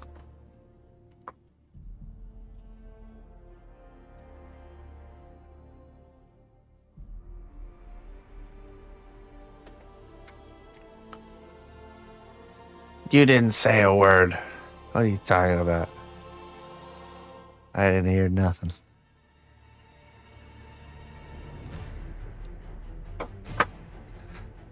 Yeah, Focus Entertainment's published a lot of titles. They're the publisher.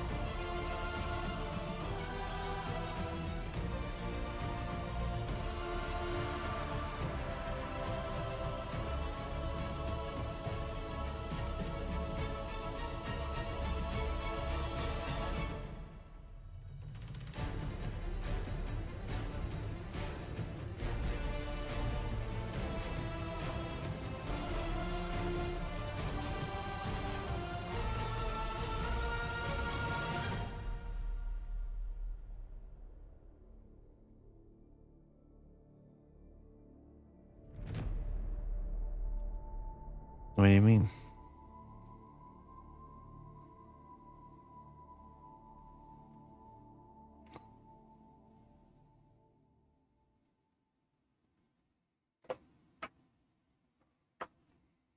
I didn't wreck nothing.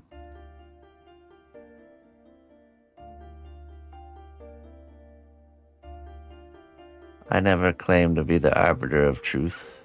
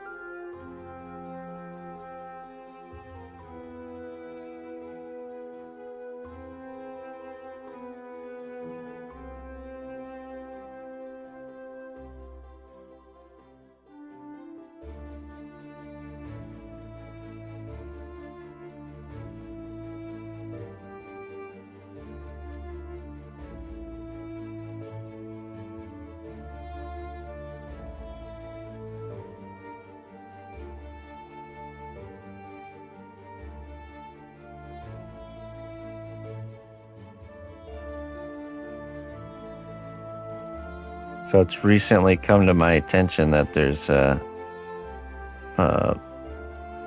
person on Facebook that's basically just stealing the videos that Ina makes and posting them on his own channel.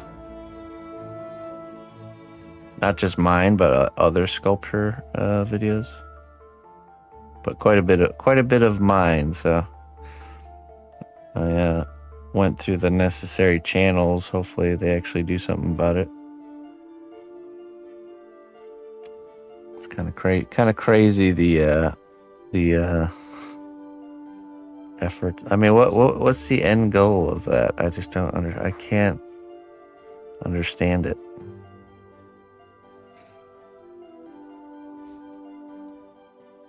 Other than making more work for me.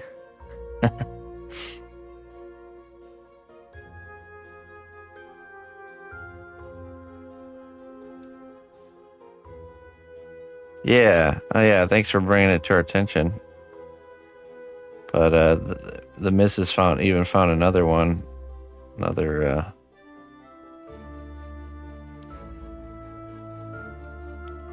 I don't know if it's another account or whatever, but bring attention for what though? Like, it doesn't end up being, if you can't produce something, what's the point? Gets email, I mean, yeah, maybe to like just scam people, but I don't know. Really, I don't get it. Just for the attention.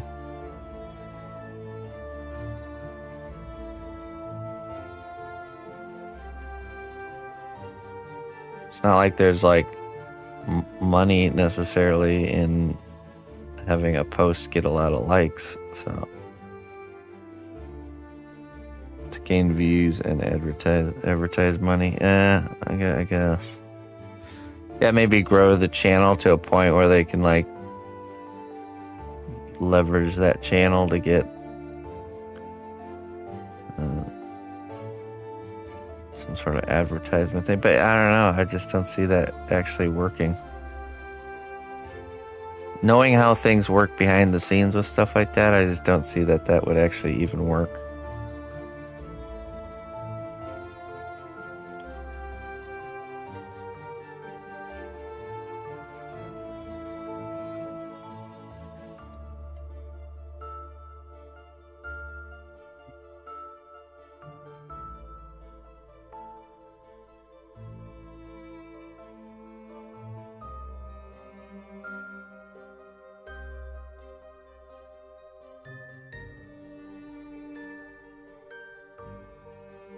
Breakfast.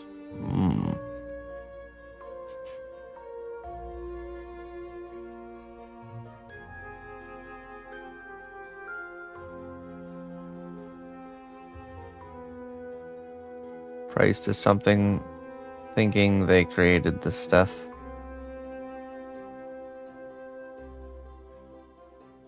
They used to have a creator fund, but they don't anymore. A lot of that creator fund stuff stopped with a lot of the platforms. So there used to be a system called the creator fund, which is like a certain pool of money that would pay out on your videos, like, you know, you're talking like fractions of a penny type per view, but you know, it could if you got a post that really blew up, it could turn into actually something. And that was nice while it lasted, but they don't have that no more.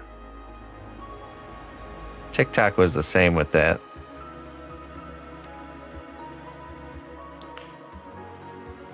So there's no monetary kind of incentive there. It's like more auxiliary stuff, you know, that, you know, for example, jobs like this, companies are more interested in working with us because of the reach of like Instagram and stuff, you know. So it's more of like an indirect type of monetary thing.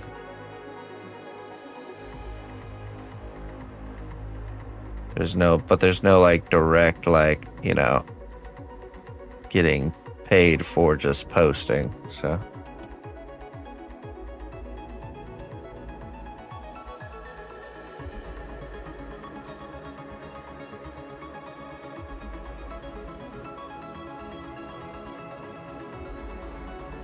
But there did used to be. That was definitely, that was nice.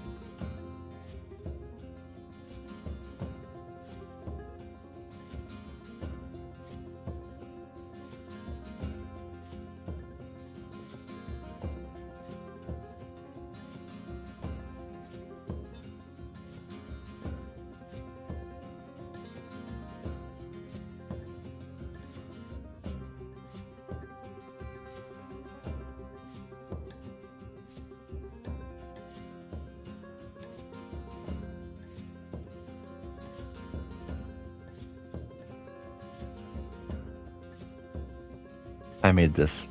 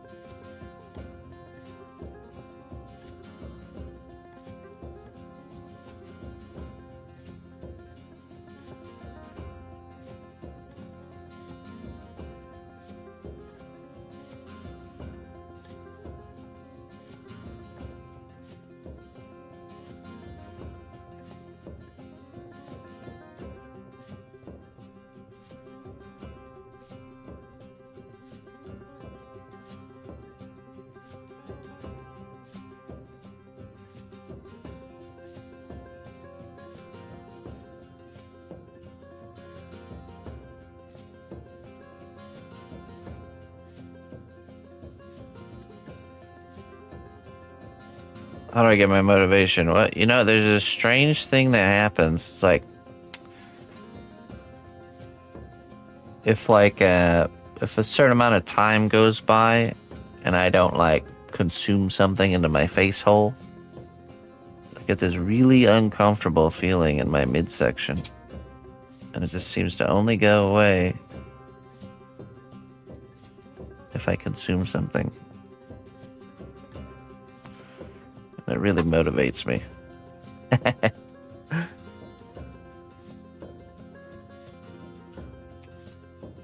So I don't like that feeling.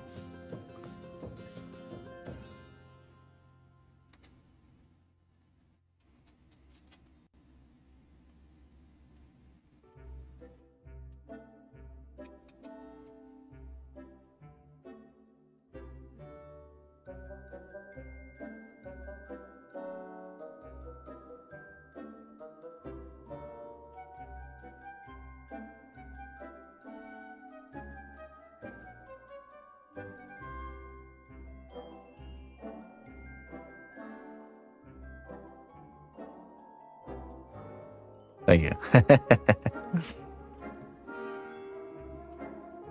Okay, so I guess the question is, if I didn't need to do this for a living, would I still do it? And the answer is yes, I would, because I enjoy it. Would I do it to the extent that I do it now? That might be different. I could see not sculpting as much, but still sculpting.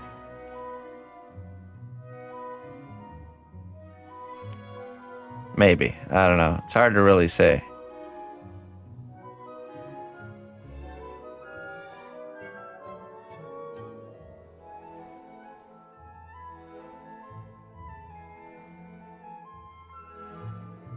Email response time, 13 months.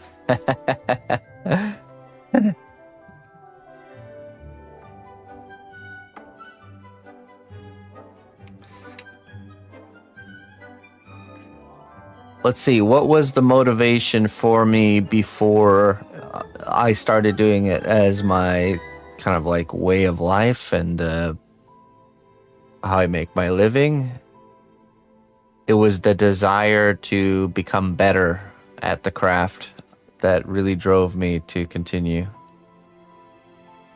And then, actually really early on, it is very easy to stay motivated if the project or the thing you're doing has some sort of purpose.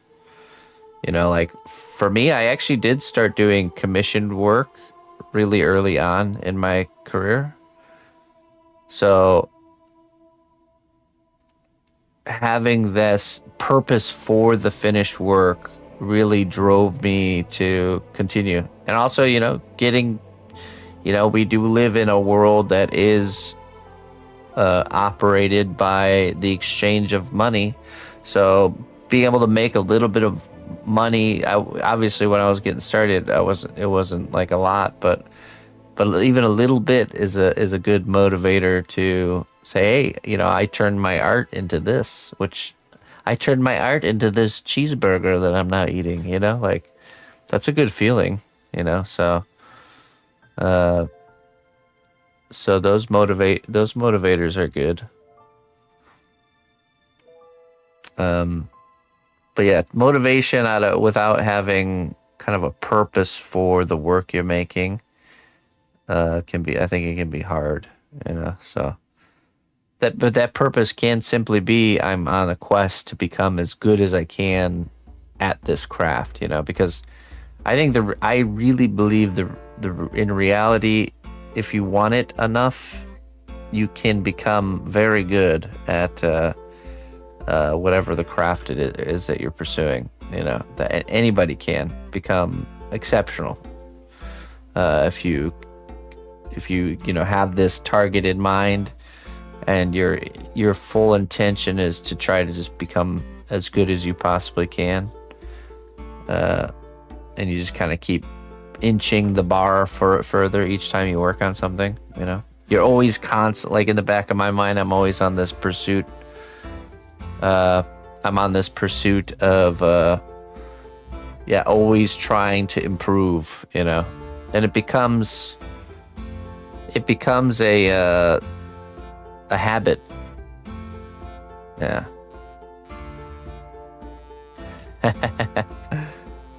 Yeah, I mean the life I was stepping away from to pursue this was not much, so it's like, well, it's the only shot I got. Let's go.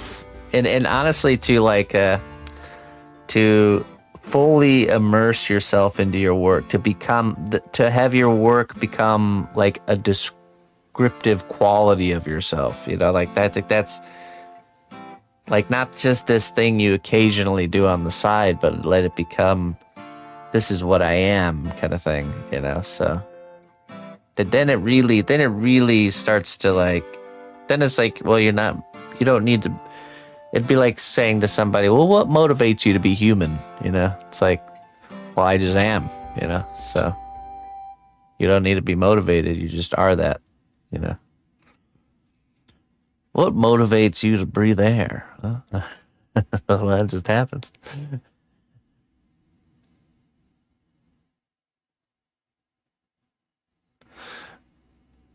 I have an idea for animation, but I don't have enough motivation for it.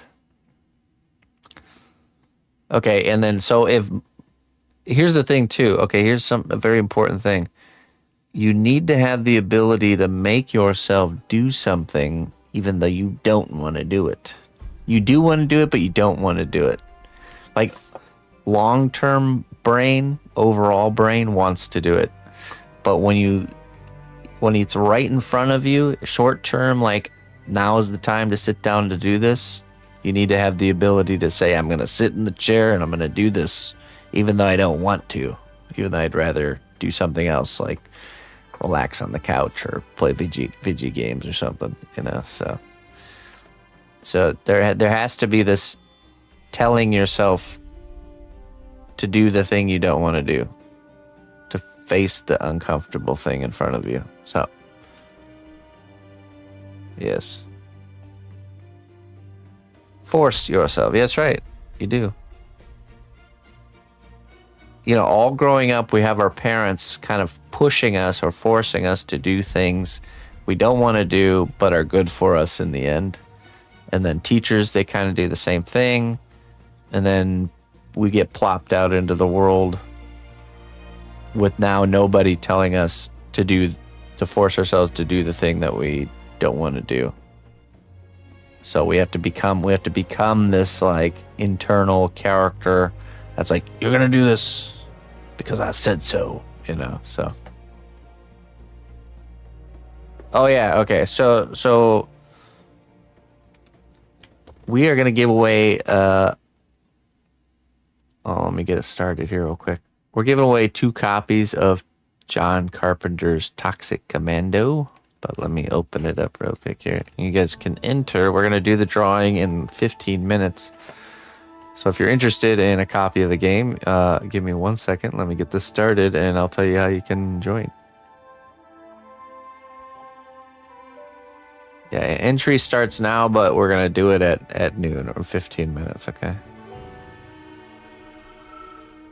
Let's see.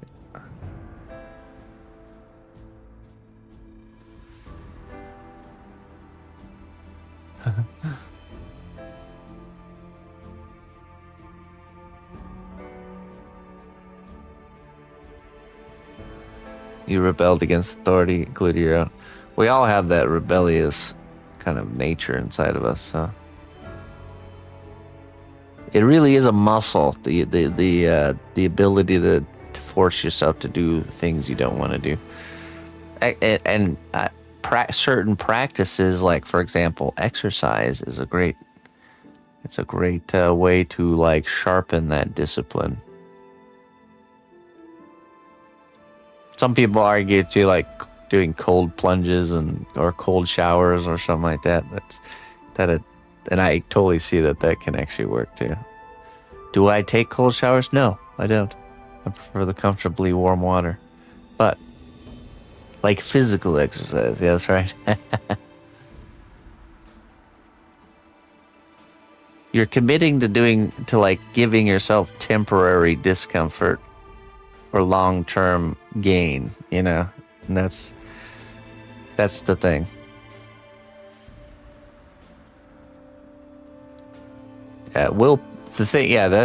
It's just the thing you have to realize is that willpower or discipline is a muscle, and you have to train. If you've never trained it before, you start with small things and you just kind of build up this discipline. So gotta go. Thanks for the yeah, sure. Yeah, hopefully it helps. Hopefully the seeds of my words grow and blossom into a giant shrub in your mind, and then that turns into action. Okay, let's see what we got here.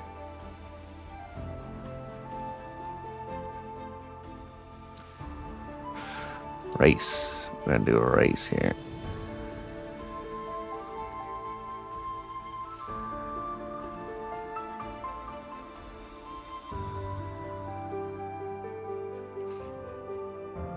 Bongo Boogie.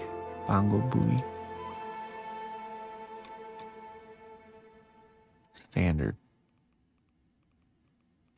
Community. Oh my goodness.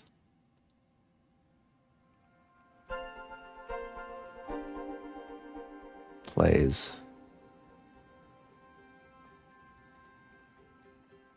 Bango Bongo, that's what made me think of. We'll do the Bango Bongo track. Maybe we'll somehow summon him.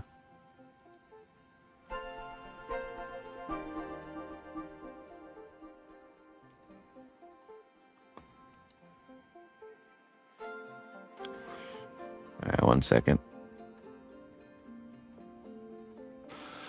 Alright, if you would like to get a chance to win a copy of John Carpenter's Toxic Commando, all you need to do is type in !play in the chat here.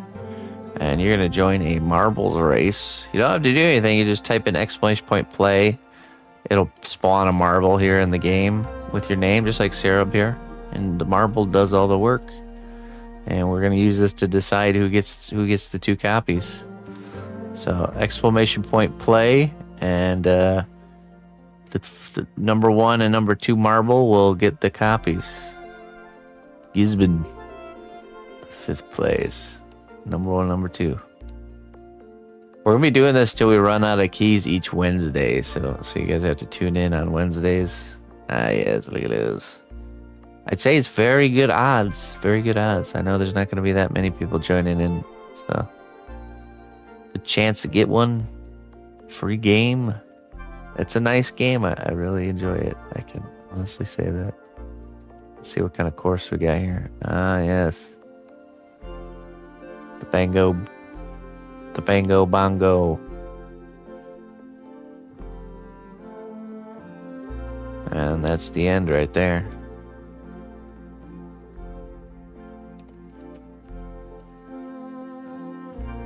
fear of missing out.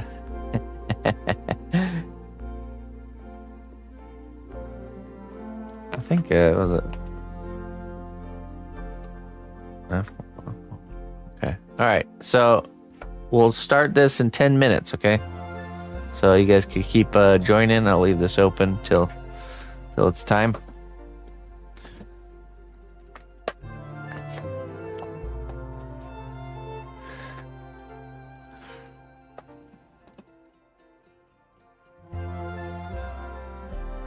Keep the marble on.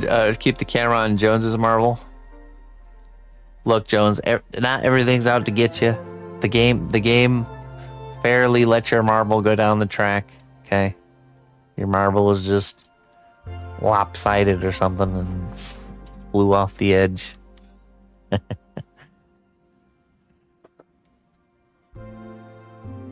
It's not out to get you. The game.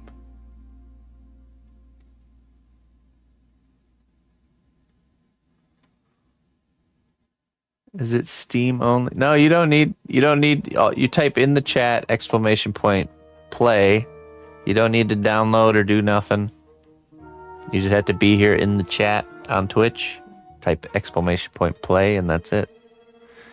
That's all there is to it.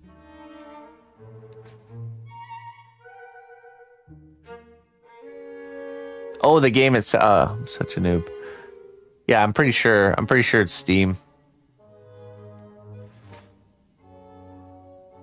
It's a key, Steam key. Listen closely, traveler, to what I say. Hey. Twitch Prime does not even cost a dime. Ben Will, thank you so much for the 2 months. Thank you for being here, and thank you for supporting what I do. I appreciate that.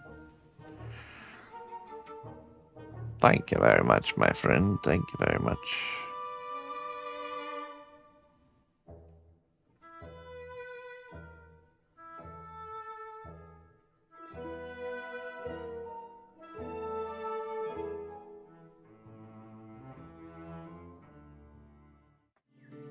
Listen closely, Oh, traveler, hey. to what I say. Twitch Look at that. Prime does not even cost a dime. A new contender. Betao. Am I saying that right? Hey, thank you so much. Thank you for supporting my work, and welcome to the cnotbusch Kingdom. We're very happy to have you.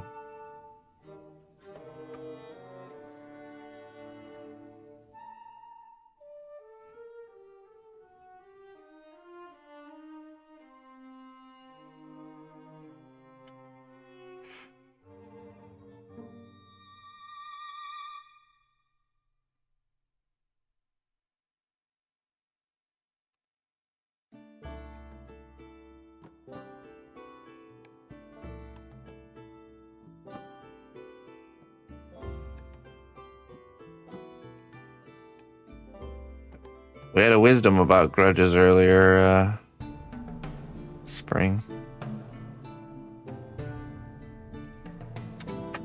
Quit carrying around a bag of rocks there, Spring. Let it go.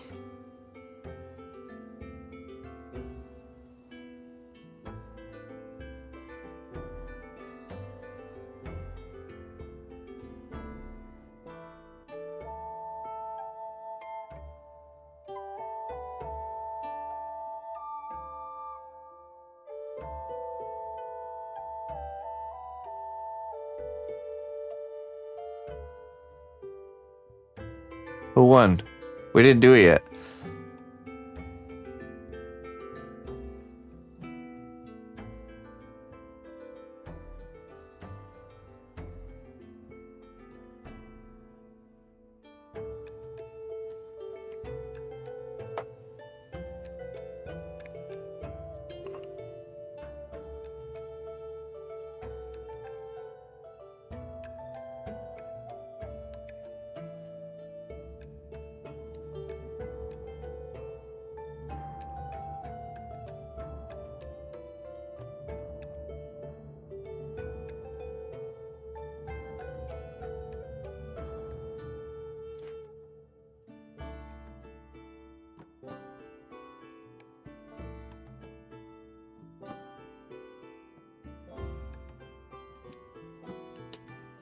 A hype train? What the? What tarnation?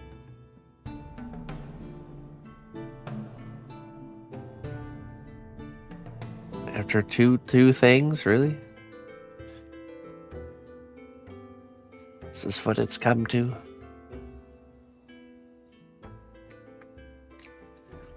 I haven't had excitement like this in years.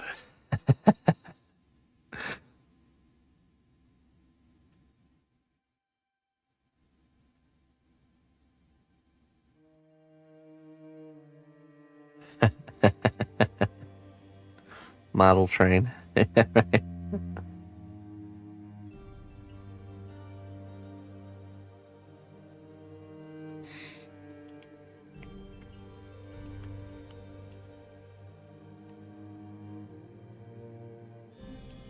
A new subscriber?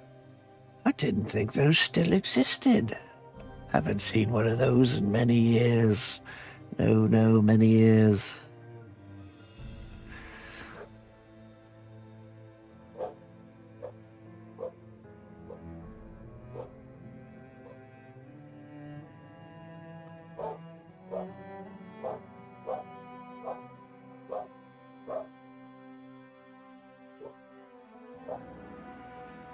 It's been 84 years.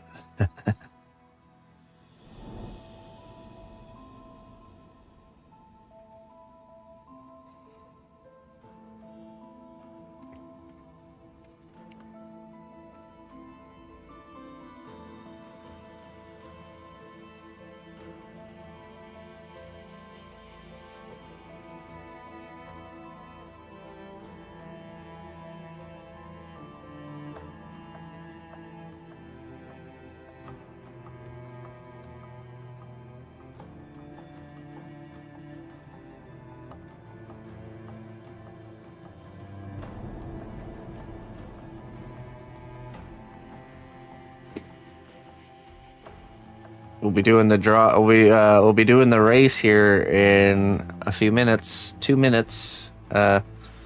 Exclamation point play if you'd like to join for winning a copy of the game here.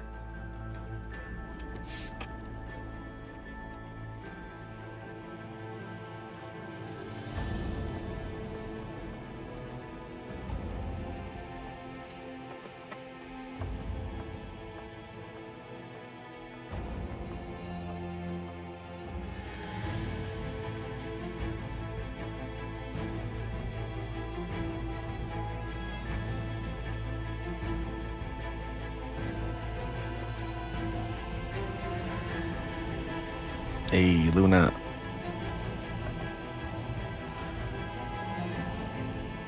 Good morning to you. Good morning.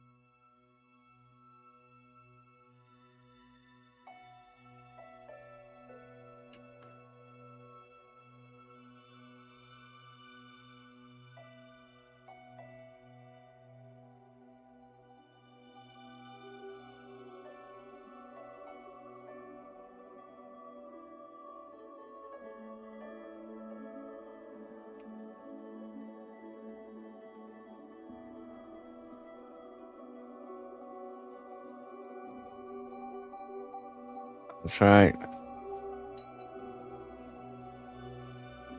Oh, it's time.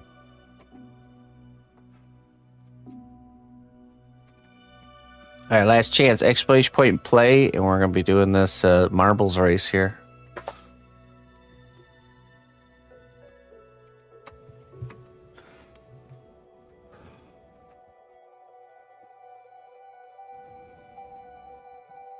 No, you're good. Do I have any just face sculpting? I don't have any just face sculpting tutorials, but I do have full start to finish project tutorials available on YouTube.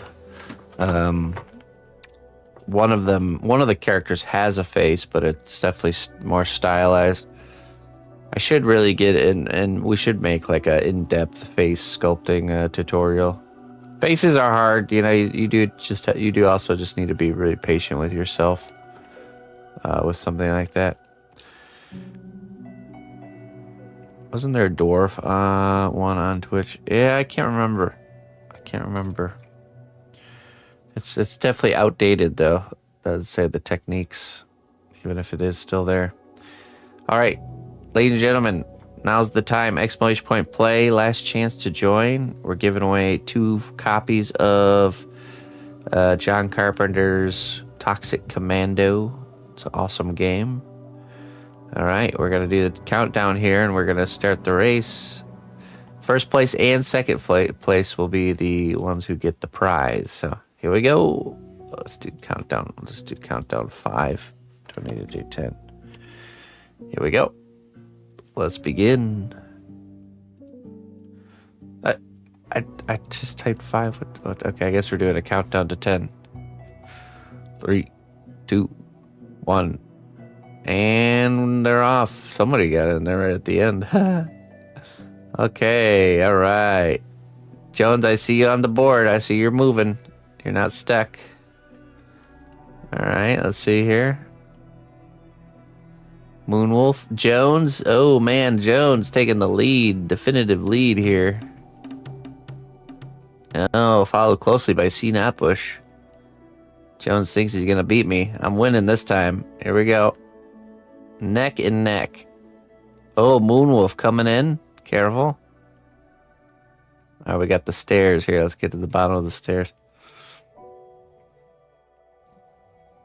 Scorch Hellfire. Oh my goodness, Scorch. Over the bump. Here we go. All right, somebody's gonna shoot right down the middle. Oh man, they're neck and neck. Scorch and Evie Will. Oh no, there goes Evie Will. Rest in pepperonis. Let's get to the end here. Scorch gonna take number 1. Nice. Ooh, we'll get number 2.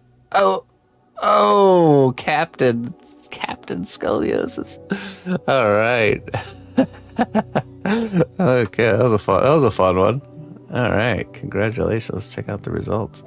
All right, so we got Scorch number 1, Captain number 2. You guys get the keys. I will send you a DM on Twitch with the code. You just go to Steam and you go to I mean, you guys probably know how to redeem codes on Steam, but it's not too hard. And then there you go. Got yourself a copy of the game. Did not finish. I didn't finish either. Jones didn't finish. You can't see him, but he's right here. He's right below Looney Lorna. Your marble was ignored. Yeah. Probably. All right. 0 expectation to win. That's why you won. See?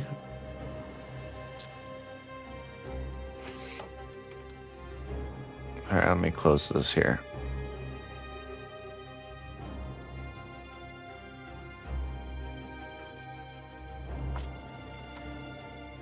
It is fun to just see them go, I agree.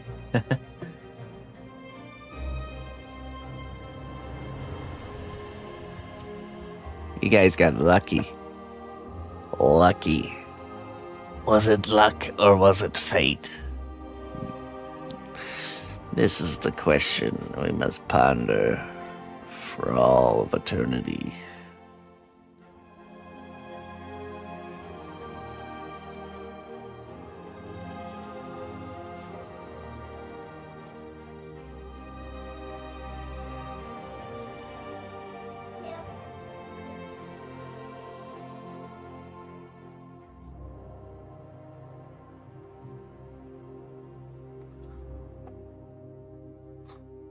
Luck's not real, man.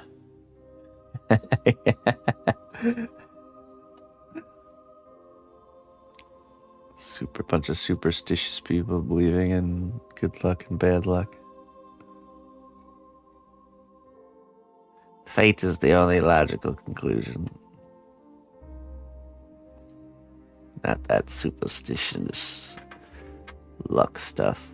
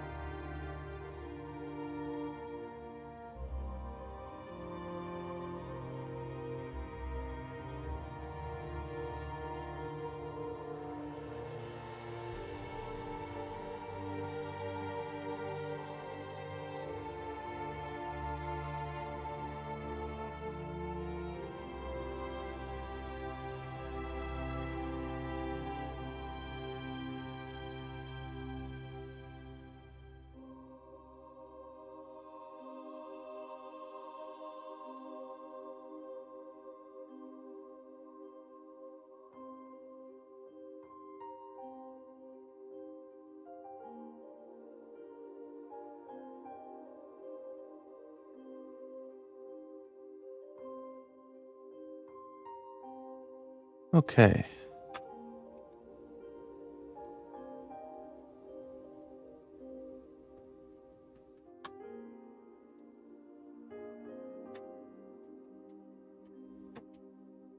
Yeah, let's start the other side and get this caught up before we continue forward.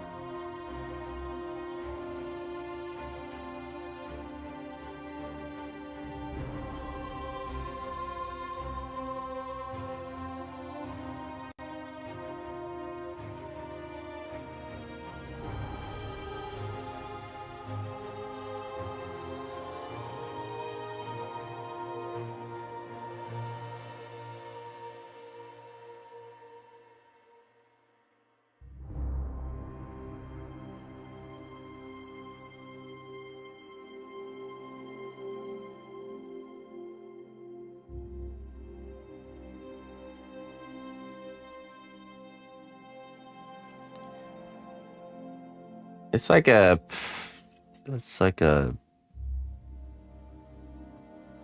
collared vest thing. It's supposedly the device that's stopping the character from becoming a zombie. Looks like a spine. Yeah, it looks like a metal spine. It's like made out of metal.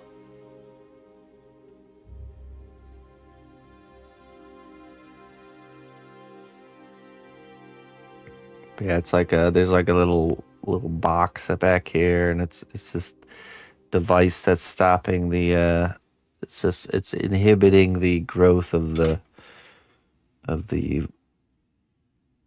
zombification from reaching the brain.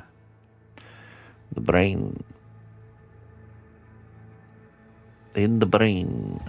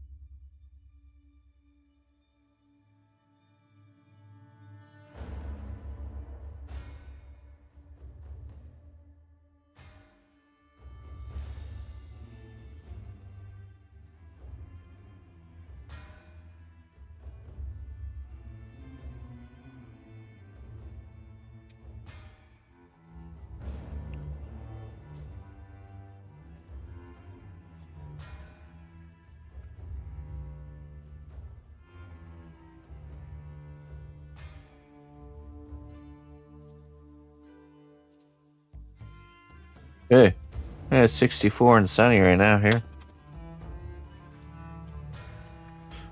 Pretty, gonna get some garden work done today, that's for sure. Normally we go swimming, but I think I will wait. Or we're gonna go on Thursday instead. Make use of this beautiful day.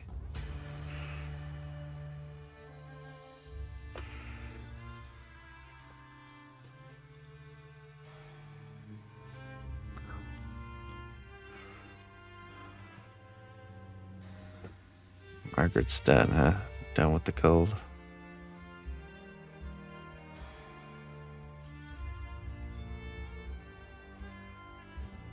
But is the cold done with you, Margaret?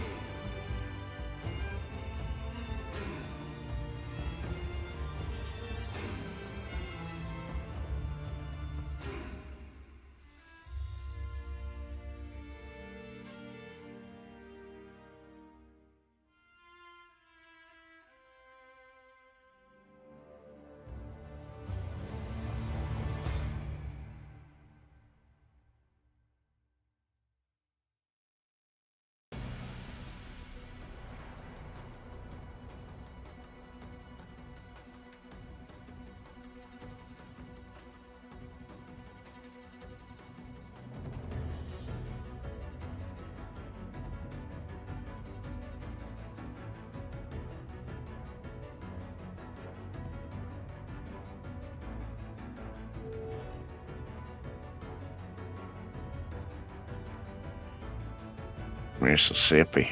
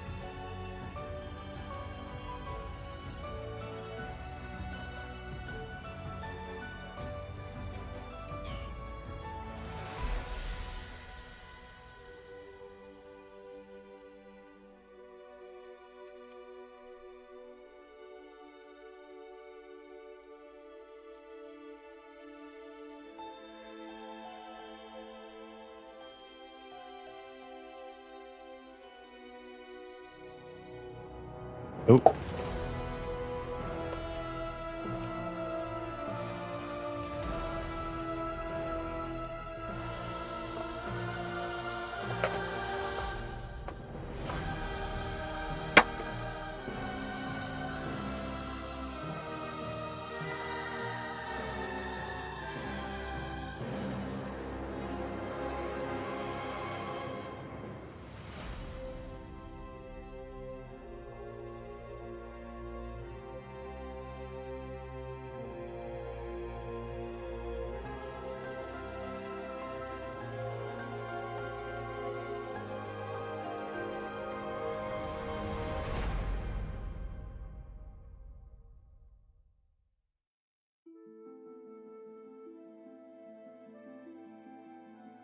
Yeah, sure. Go right ahead.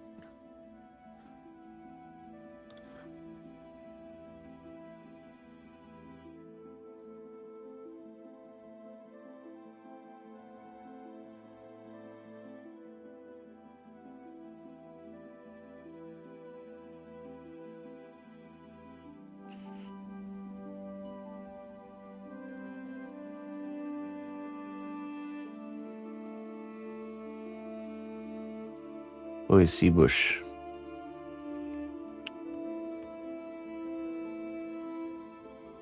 Well, you see, the Bush family, the Bush beer family, has somebody named Clyde Bush. That's sea bush.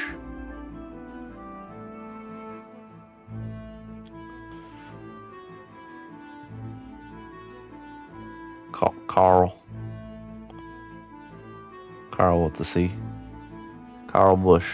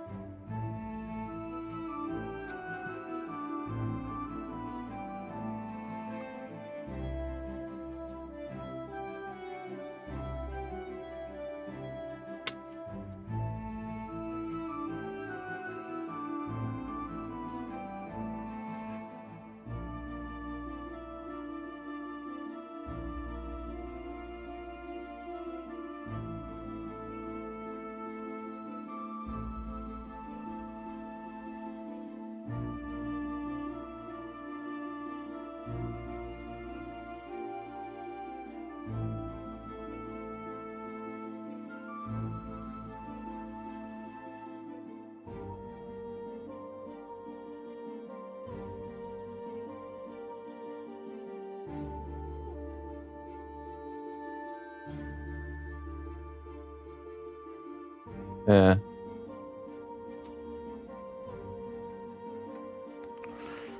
Yeah, the bushes and the not bushes are like the hate fields and the McCoys.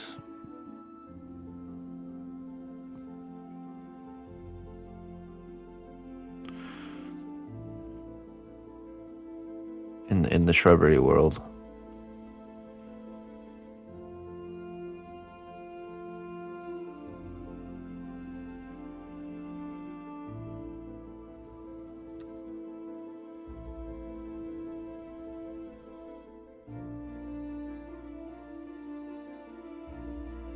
Actually, so it's from a German origin, and the name actually means emergency shrub or emergency bush.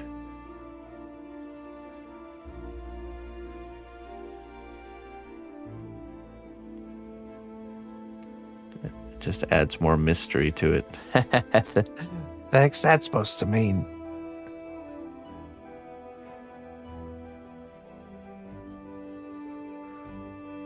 Emergency, yeah.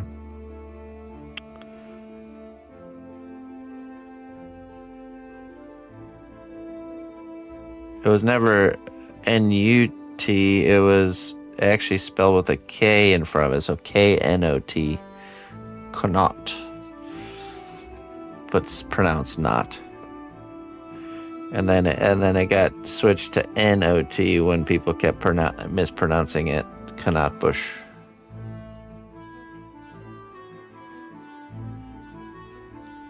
Why is there no bush here? Yeah. Emergency shrub services.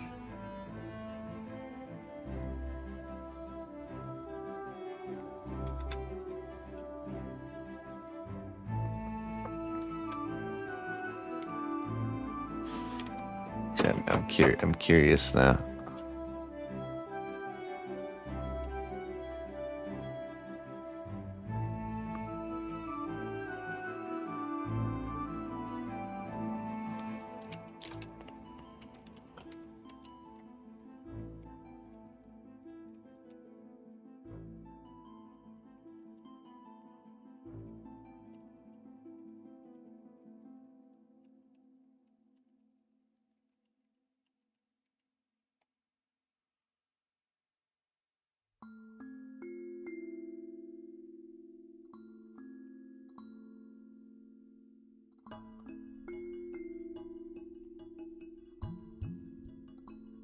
See here.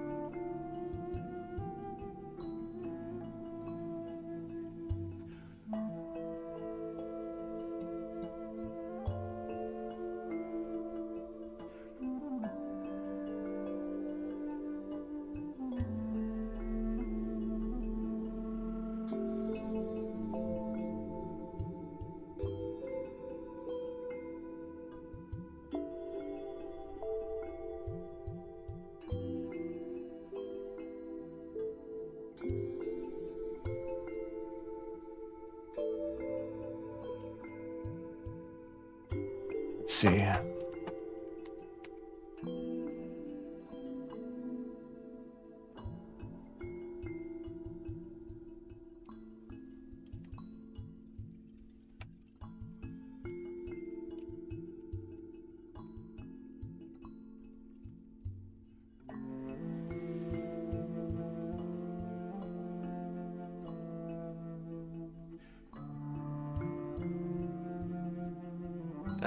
Okay, yes, the modern German "not" does mean distress, emergency, hardship, and bush means bush or thicket.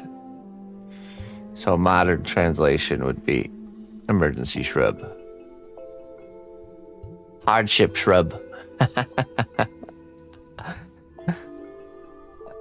a shrub of distress.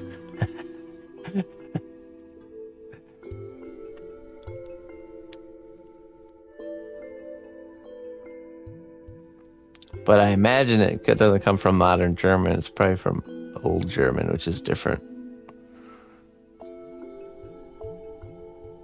Busch is a very common German surname element, meaning someone from or by a thicket/wooden place. So it's part of the surname. So it could dictate basically where they came from.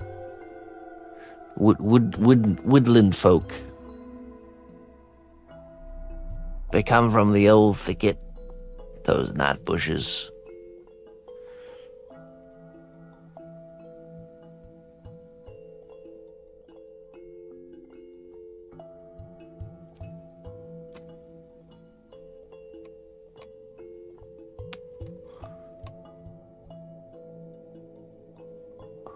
Knotted thicket.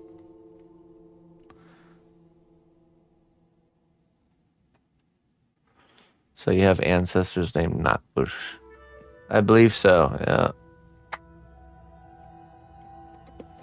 Well, funny enough, actually, technically, I have no blood lineage to the name Cnotbusch. I'm not a Cnotbusch by blood. I'm adopted into the name. So no, I don't technically.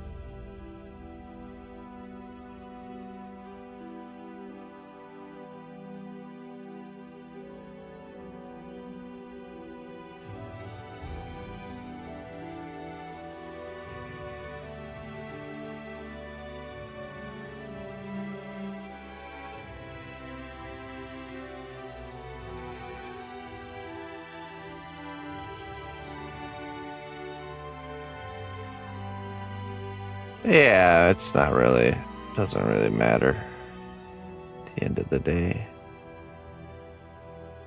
My grandpa has like a family book where they have like all the records from way back when to modern day, like a really well kept lineage. Even a photo of like the Ellis Island signing and all that stuff.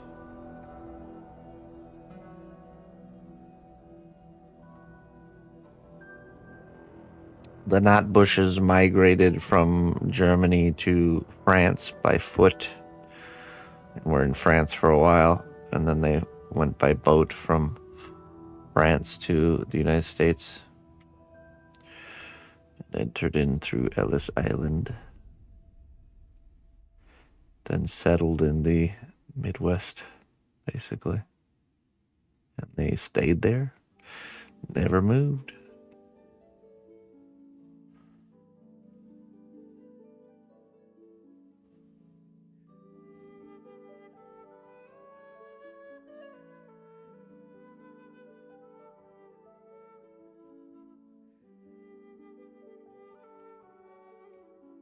It's actually funny because it's actually pretty close. The last name's pretty close.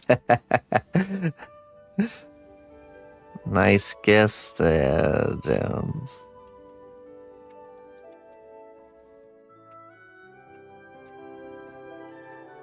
Zolia. Hello. Bonjour. No, I'm not kidding. The gill part is right, correct.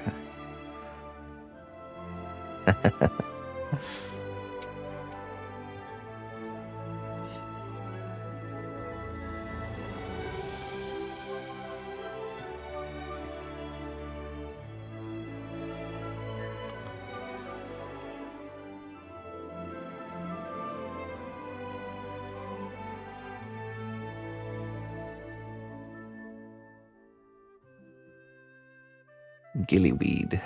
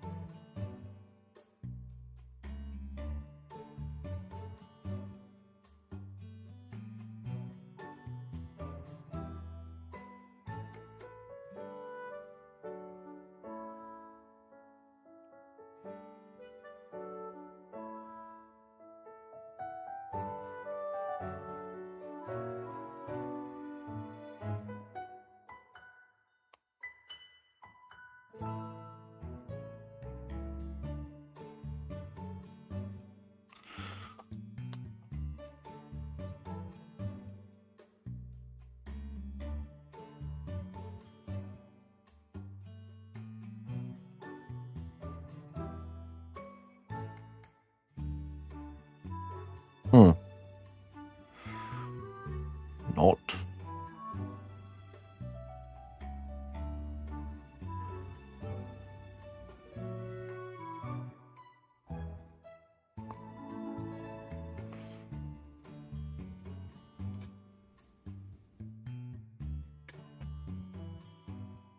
You have to go to google.de or something.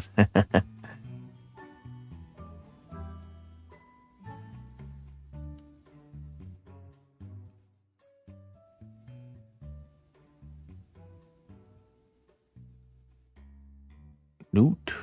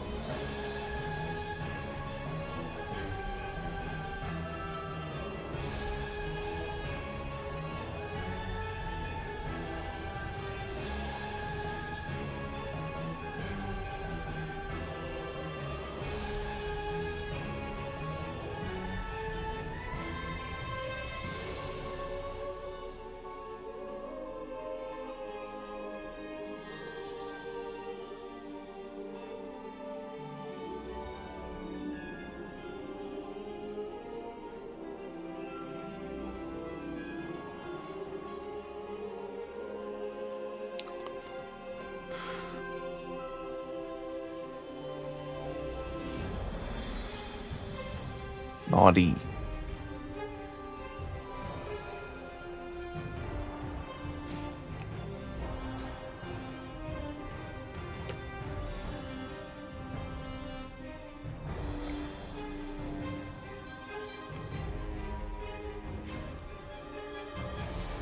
Navi.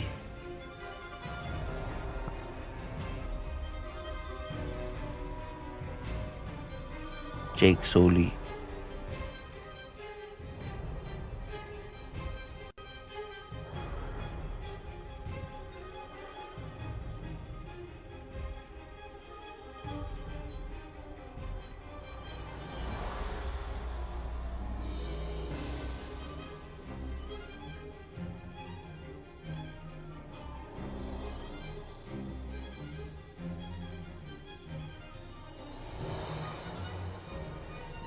I not. I not die. You die. My name has been fighting words this whole time.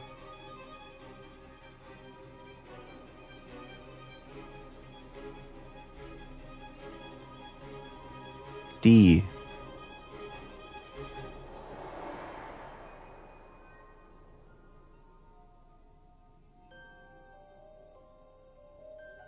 Not D.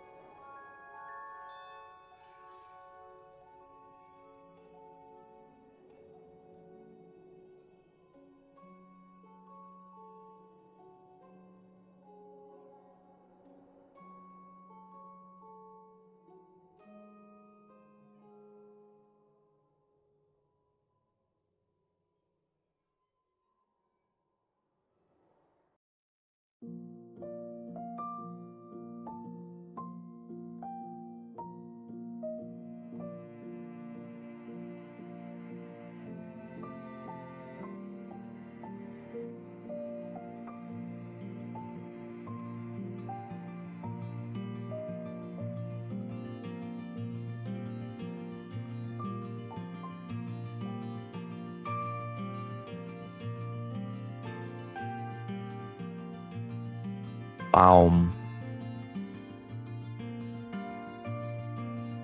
Baum is tree, I believe.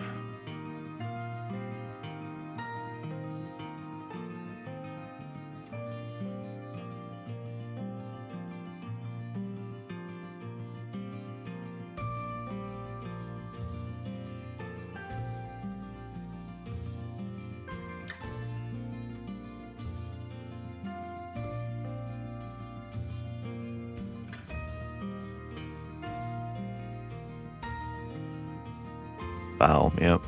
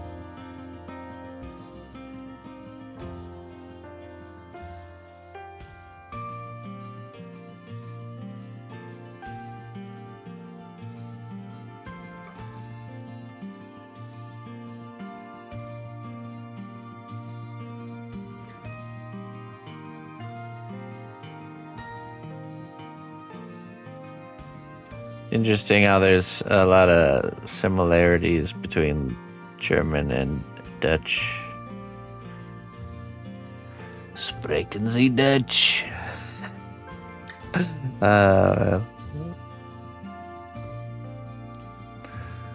Spreken Sie Deutsch? Spreken Sie Dutch?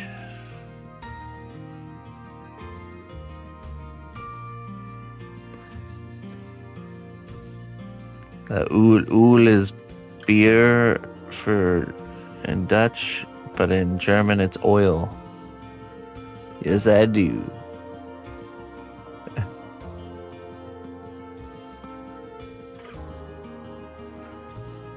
Dutchland. You a Dutchlander or a Deutschlander?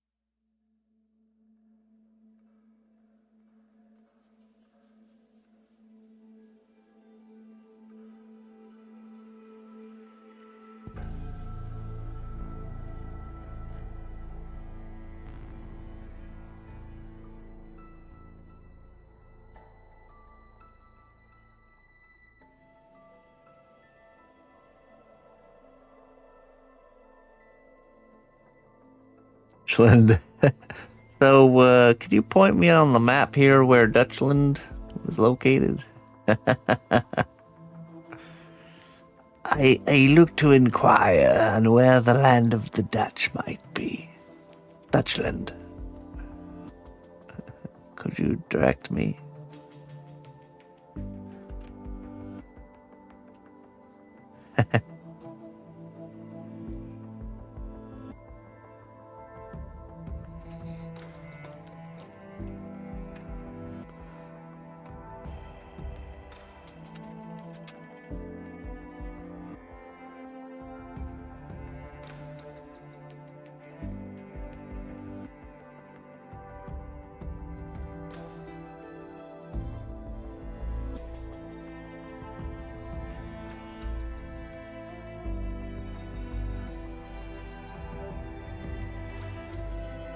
In today's day and age, most people are really bad at knowing the names of different countries and geography and stuff, that we probably could start an online like trend, like showing Dutchland and all its glory, and people would gobble it up. I tell you, we could start a whole internet sensation. Man, I want to go to Dutchland. Where's that even at? Just do some highlight reels from like just general Scandinavian countries.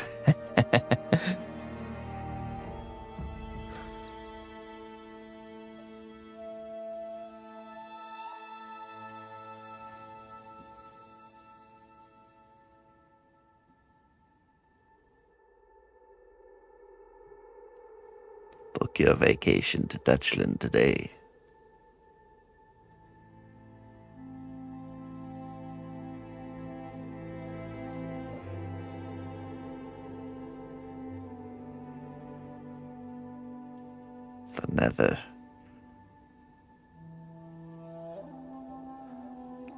The Netherlands.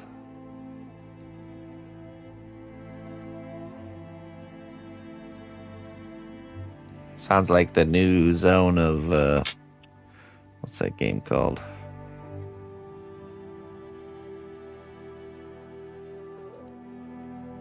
I can't remember. What's the Viking-ish game? Open world survival. Is it Valhalla? Not Valhalla. That's gonna kill me to think about Valheim. Yeah, that's one. Yeah. Did you guys see the new content patch? New Valheim patch came out. They released the Netherlands. The Netherlands.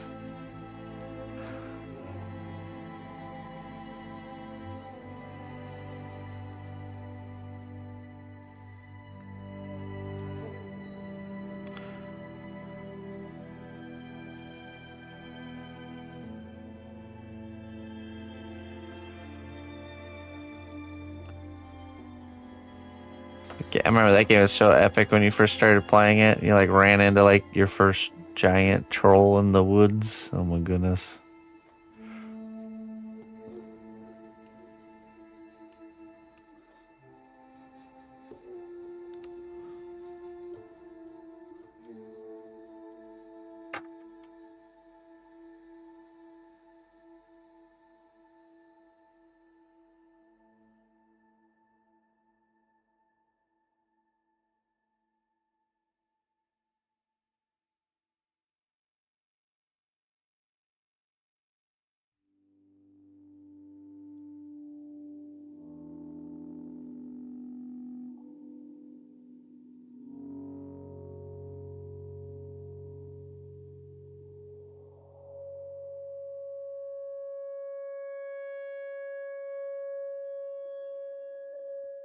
Eater.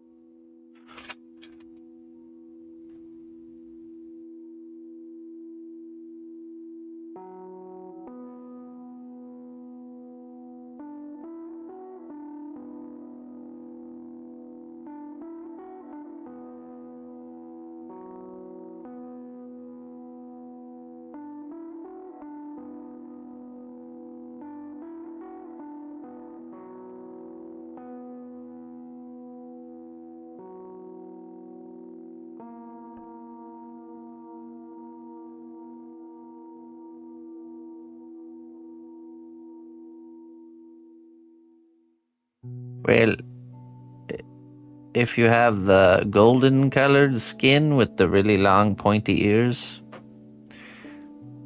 it was a high German. Magically inclined. Or was that elves? Can't remember.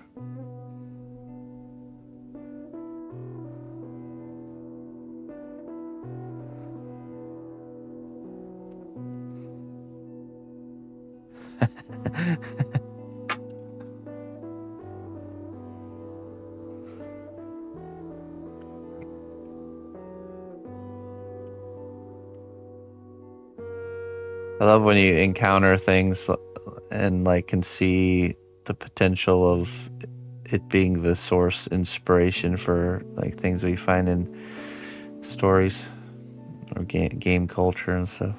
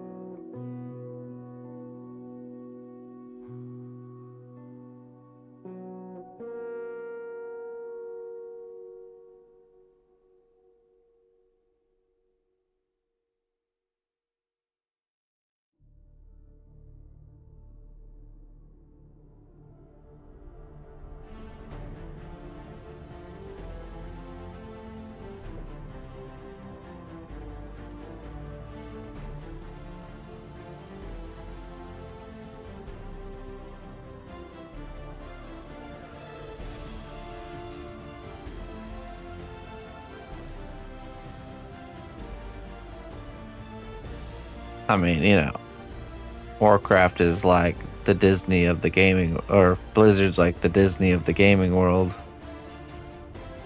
Not a single original idea.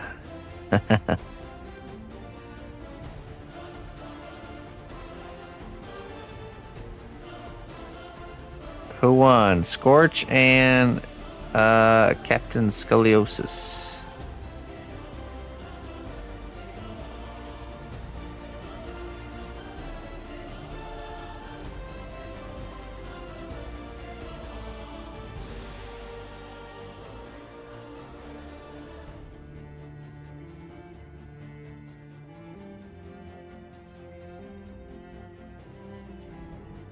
The Scoliosis brothers. Like some sort of new circus act. Now presenting to the stage from a faraway land of twisted marvel.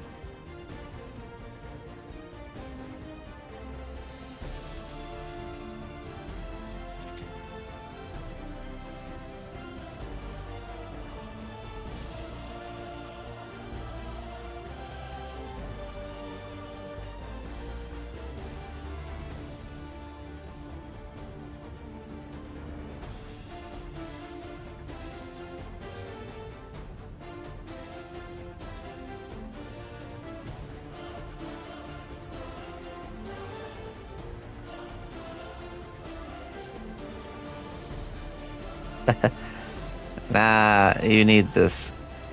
We were just talking about you needing a career change. I mean, this is it. We've discovered. I told you, it's unexpected. Unexpected. Just embrace it.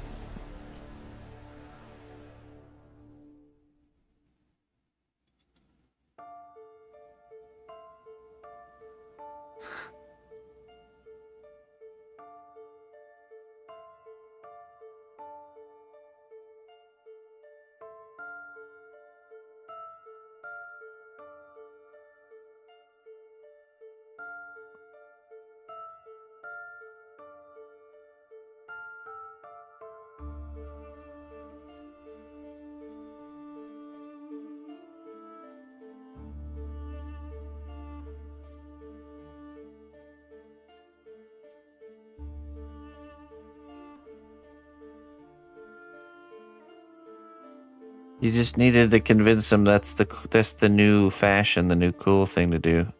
Then you would have been all good there, Scorch. If only we had the wisdom of our older years when we were younger.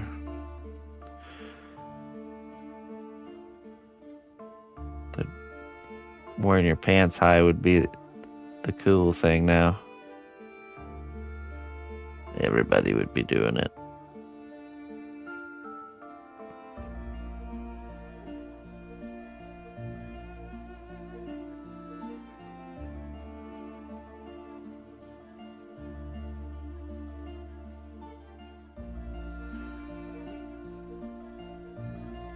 Cool, Grandpa.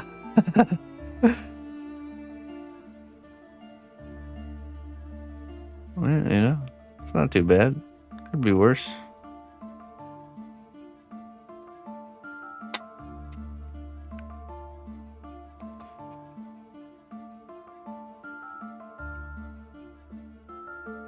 Anyami. Hello, Anyami.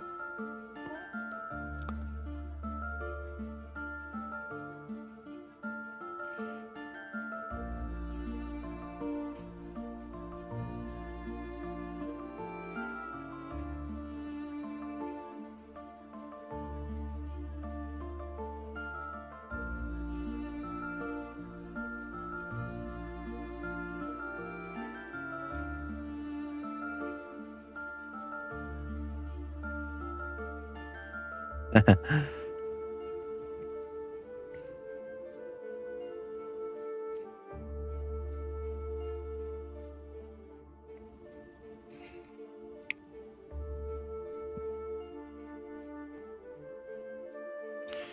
not sure there's a history of any people that's not complicated. Silly humans always overcomplicating everything.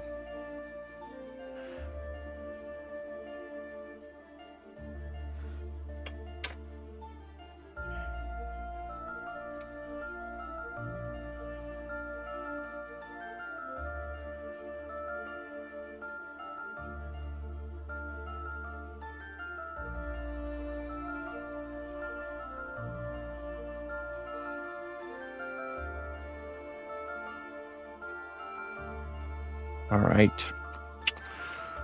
All right, my friends, we're going to have to leave it there for now. We're pretty close. We'll be able to finish up this collar tomorrow. Probably finish the whole collar arrangement, bake it, and then kind of move our way around. But it's a nice texture.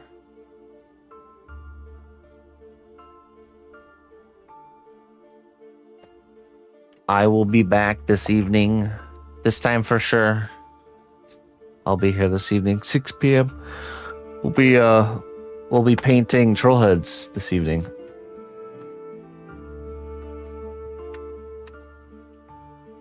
The missus is getting the workshop in order, and we actually got a new light set up specifically for painting that we should be using for the first time this evening. So something that just kind of helps balance the color more, so the true color can be seen. So, because that's the setup that we currently have is really great for sculpting, but it's not the best for painting. So we've been figuring out how to fix that. So, yeah, that's what we'll be doing. So, troll head painting this evening, and then we'll be back to this tomorrow morning. So, don't forget, if you guys are interested in getting any troll heads made, this Friday we'll be doing four more of these. They come in a nice box. You can commission whatever head you'd like made. Just have to be here. Friday, 11 a.m. Central Time is when the shop opens. And I only do 4, so it's first come, first serve. This week we're going to be doing a little bit different, where you won't have to spam troll to get in on it. We'll do something more where you kind of like what we did with the giveaway today, where you kind of enter in 15 minutes before, and then we randomize it. We might just do marbles, or we might just have Nightbot randomly pick. We'll see. But these are the ones from last week. I will be painting these two here. These will be the ones I'm painting. And these ones will be the ones that the missus will be painting. So. Slimy, Jones. I see the story forming in Jones's mind that just everything's out to get him. We're all out to get you, Jones. That'll teach him. When is it you're going out of town there, Jones? Oh, all right. Schedule some super secret giveaways right then. From 5th to not at all. The marbles stole it from us. Yeah, we might do marbles, or we might just have it randomly pick.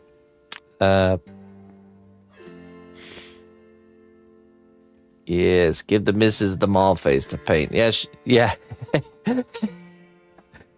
Look, Tim Wicket, it's her specialty. All right, that's definitely her specialty. Yeah, I'm just not, it's just not my specialty. What can I say? I need to paint the creepy, ugly things. All right. Let's see here. Let's find someone to raid. And I'm gonna get out of here. Secret box. Oh yeah. We do have the secret boxes, don't we? I wonder if they'll ever let me know when I can tell you guys what's in them. If ever.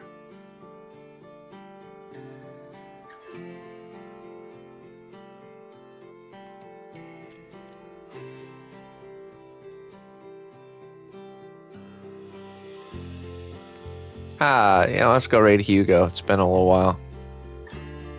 This weekend is the How to Train Your Dragon exhibition. Oh, that's right. Exclamation Gallery, if you guys want to get a link to that so you can see when the How to Train Your Dragon gallery launches. It's over in California. That'll be exciting to see if anything comes from that. So, let's see. Yeah, we're gonna raid Hugo.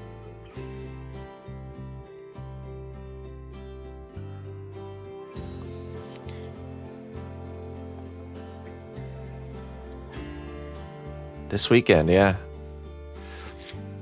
Yeah, I asked them if they'd be streaming it. They're not going to be streaming it, but they liked the idea. They hadn't thought about that. I was like, I would watch it. I'd watch a bunch of random people walking by.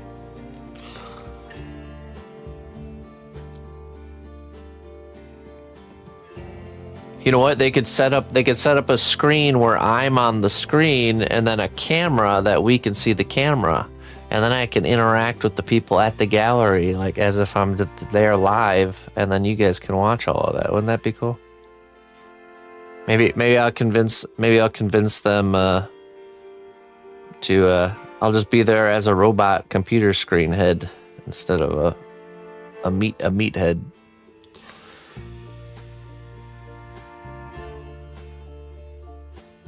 My dashboard. I'm gonna tell you, little table, a little computer screen with like a little set of arms. I could put a little tuxedo on my robot self. Be perfect. Give me a little like joystick controller so I can move around the event. That'd be awesome.